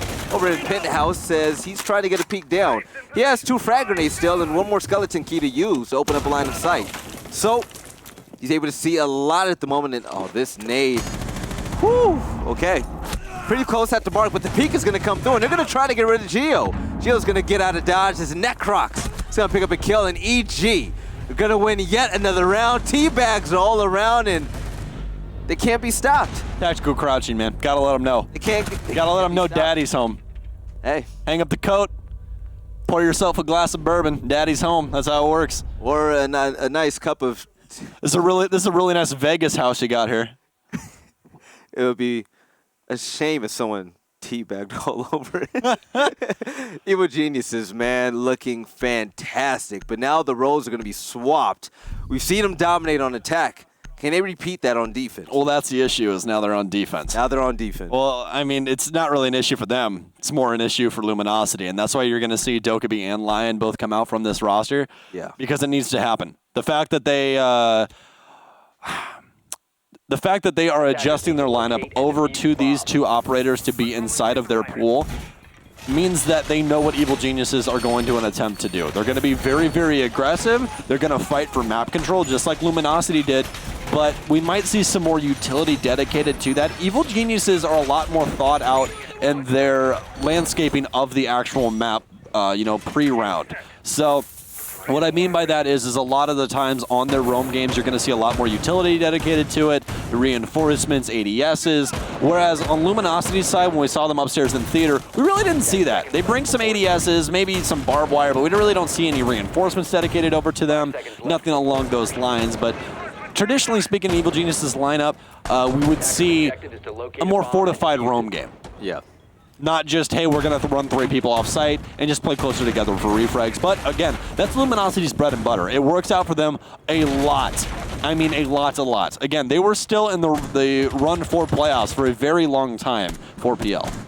Yeah, now they're in PL. And you can't knock the squad, man. Team. You can't disrespect Luminosity. One of the best teams out there in NA.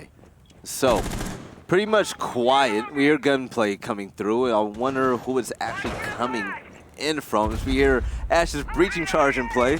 And yeah, take a look at the two roamers, the Look at Betty this. system. Mo Digga and NVK together is probably, no, it is the scariest thing about Evil Geniuses ever since Mo Digga joined the roster. Oh, absolutely. Especially with how well Nate has been doing recently. NVK has been on fire, man. And I feel like Mo Digga and NVK are perfect for each other because like, one is fire, another one is fuel, and they just keep beating each other every single time. Attackers dropped the Yeah, that's the main thing. Factor going to be the first one to falter. That's the IQ. That's actually a huge pick.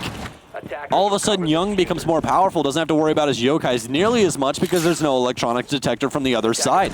They do still have to worry about logic bombs as well as Doodle on the Lion. So still a little bit of worry to be had, but the opening frag definitely going to make Luminosity think twice, especially after Necrox gets that aggressive. Is he going to be able to find the kill? No, Doodle with the refrag, but it doesn't matter. All of a sudden, all the logic bombs are gone.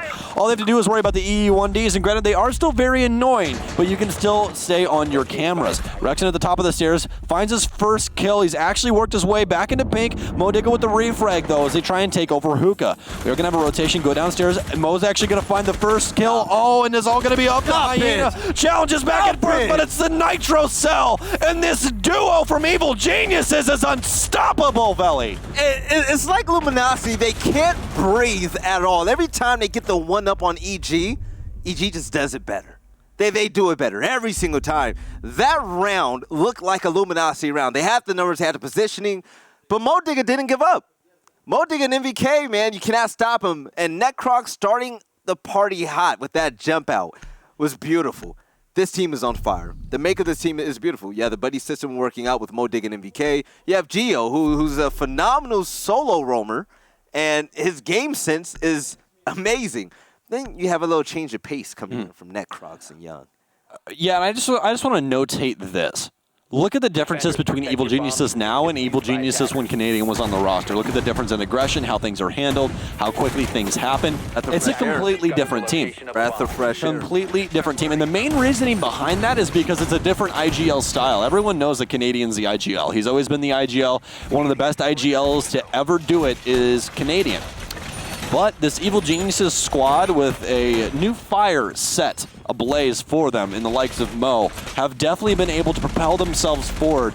And you really have to look at Mo as well as the rest of the squad, man. I mean, we're seeing aggression on all fronts from people that we've never really seen that type of aggression from before, like Necrox, like Young, people that are just those support players, and all of a sudden we have people throwing themselves from windows, getting these frags like Necrox. He's 6-4 right now, and he's a hard support player. Yeah, the top 4 players, I mean, they're all in the same vicinity in regards to stats. I mean, look at this. Look at this. Look at we the have confidence. Nate running out of VIP balcony. We have a Valkyrie cam set up in the palm tree to watch for repel so they can get aggressive.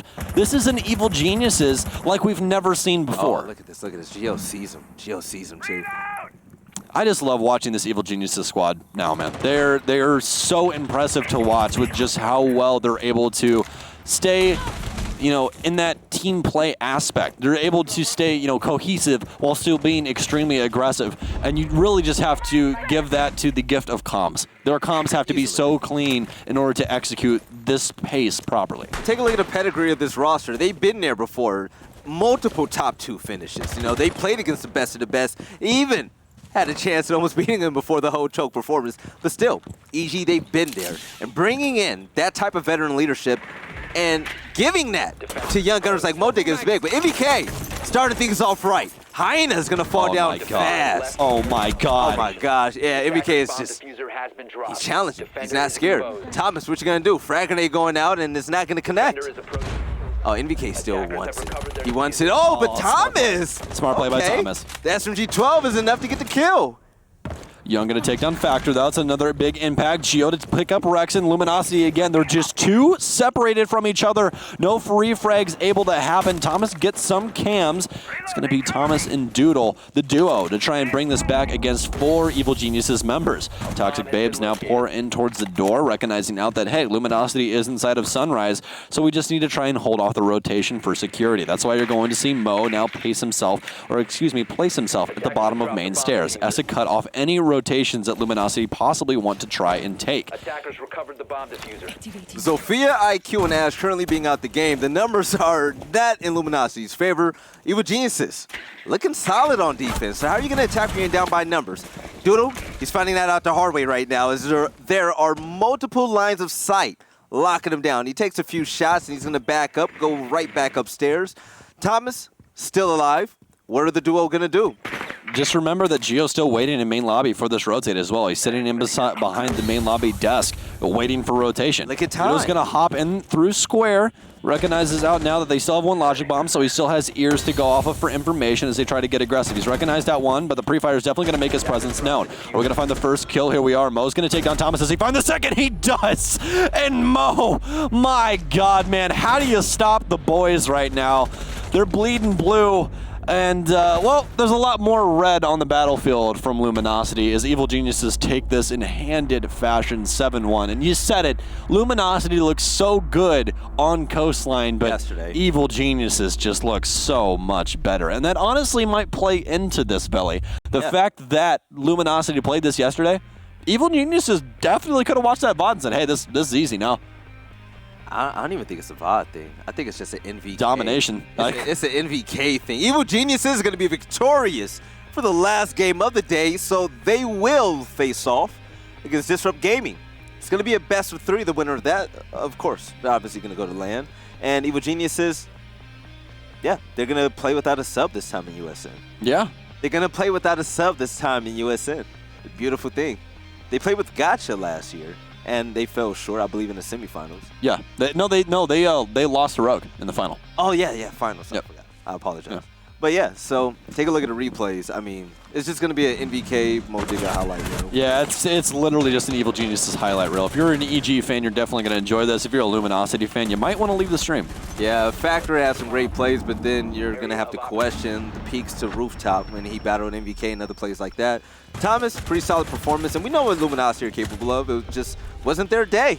It wasn't their day at all, and it showed. It did indeed. I think that the main takeaway from this for Luminosity is that you guys just need a little bit more cohesion. The team play just was not there for Coastline. Coastline is a map where you have to have refrag potential. We had plenty in this clip. Here's the thing. They do a very good job of being able to bunch up, but NVK is still able to find his ones. Like, again, I know everyone hates Ash mains. You guys all hate everyone that plays Ash and Jaeger. I love them. You know what I mean? But here's the thing. The difference between a good Ash player and a bad Ash player is can you find your ones? And NVK, as you can see from these clips, continuously is able to establish one-on-one gunfights and continues to find cover once again. That's the most difficult part about being that entry fragger, is that you need to be able to force those 1v1s as well as find cover once that gunfight is over. You don't want to overextend yourself. If you overpeak, you die. And that's something that Nate does such a good job of inside of his Ash play. So, EG looking strong. Disrupt.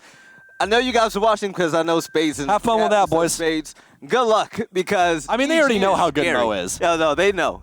Oh yeah, Mo's playing against his old team. Yeah, Mo's about to just dirt his old team. That's yeah. Oh man, have fun with that, boys.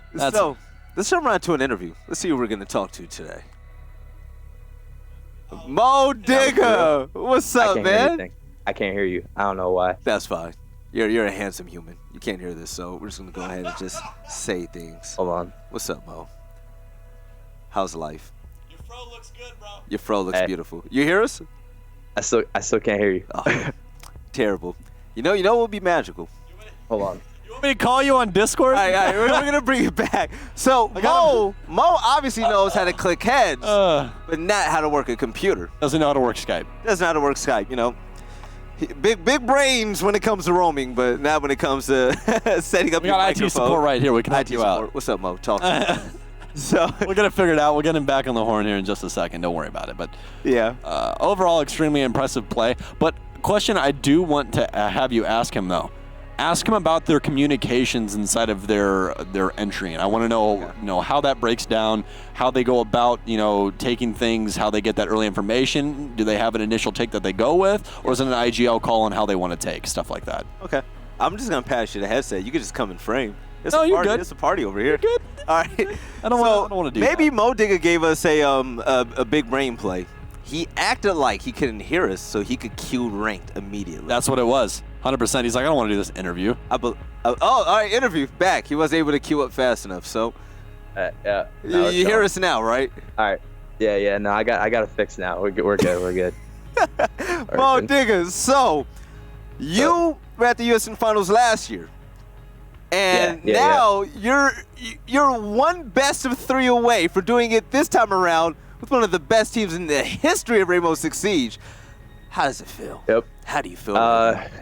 Is it like We're not there yet. We haven't made the land, so Okay. you know, we're just chilling, just playing, you know. he's so Just- humble? Yeah. Thank you.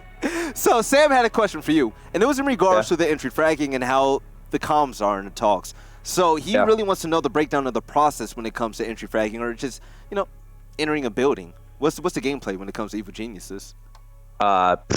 You know, Nate's pretty quick. You know, all you hear is yo, a couple people dead. I'm like, all right, now I'm coming in. You know what I mean? So it's like that's kind of how it works. So that's kind of how it's been. He's in his prime. You know what I mean? So He is.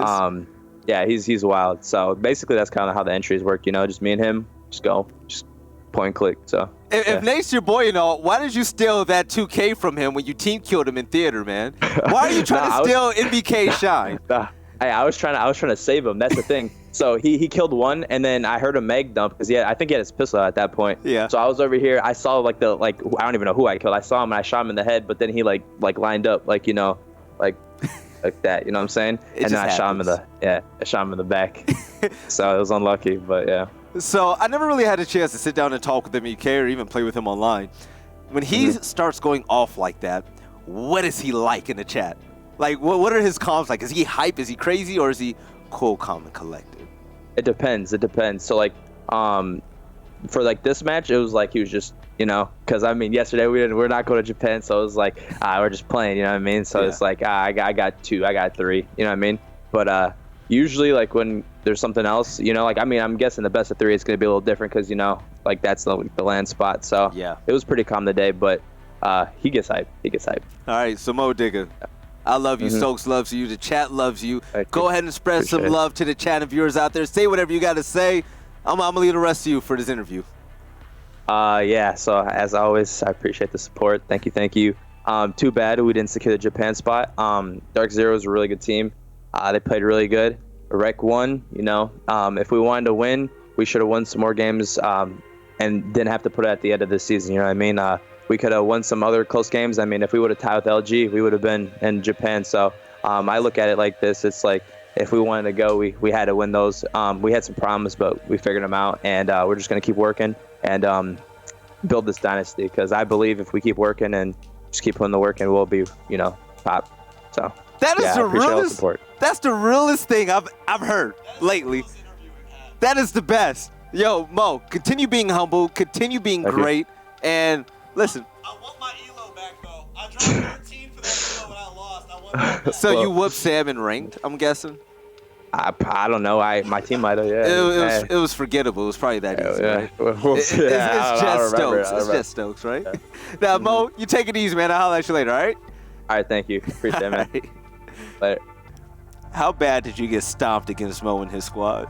You're not gonna ask me that on public, bro. I am. You're gonna ask me. Yes. How bad was it? You want me to just ream everybody out real quick? Go. I dropped 13 kills on Coastline to lose to Mo. Oof. And max overtime, we lost.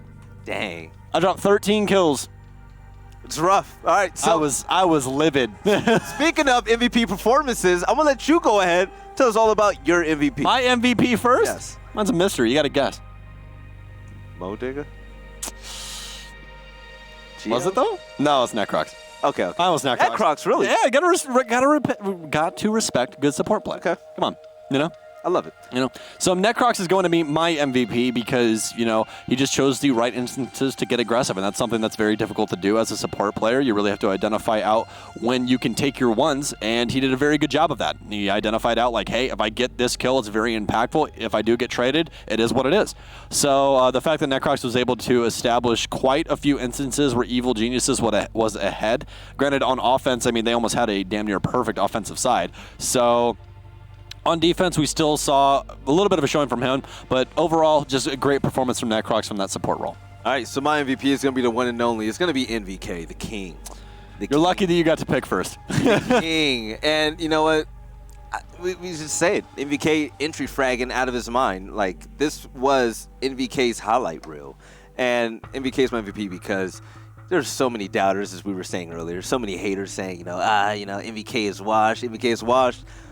Take notes. MVK is quiet and humble about it, as he's waxing everybody now, and no one is calling him out anymore. No. So MVK, he shut down the haters and the critics. Well, here's the thing. It's always going to be about this. And another thing that we'll cover here in just a second about Mo. But the main takeaway from this is that no matter what, if you are down, if people continue to push you down and everything, don't listen to it, man. You're as good as you want to be. You're as good as the time that you put in, and Nate puts in the time. MVK does the work, and he continues to prosper. This is a guy that has been the exact same fragger since year one. Yeah. That just had a role change. Things switched up on him.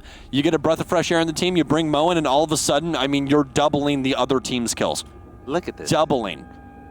Insane. That is actual Doubled insanity. They doubled it. To a T, doubled it.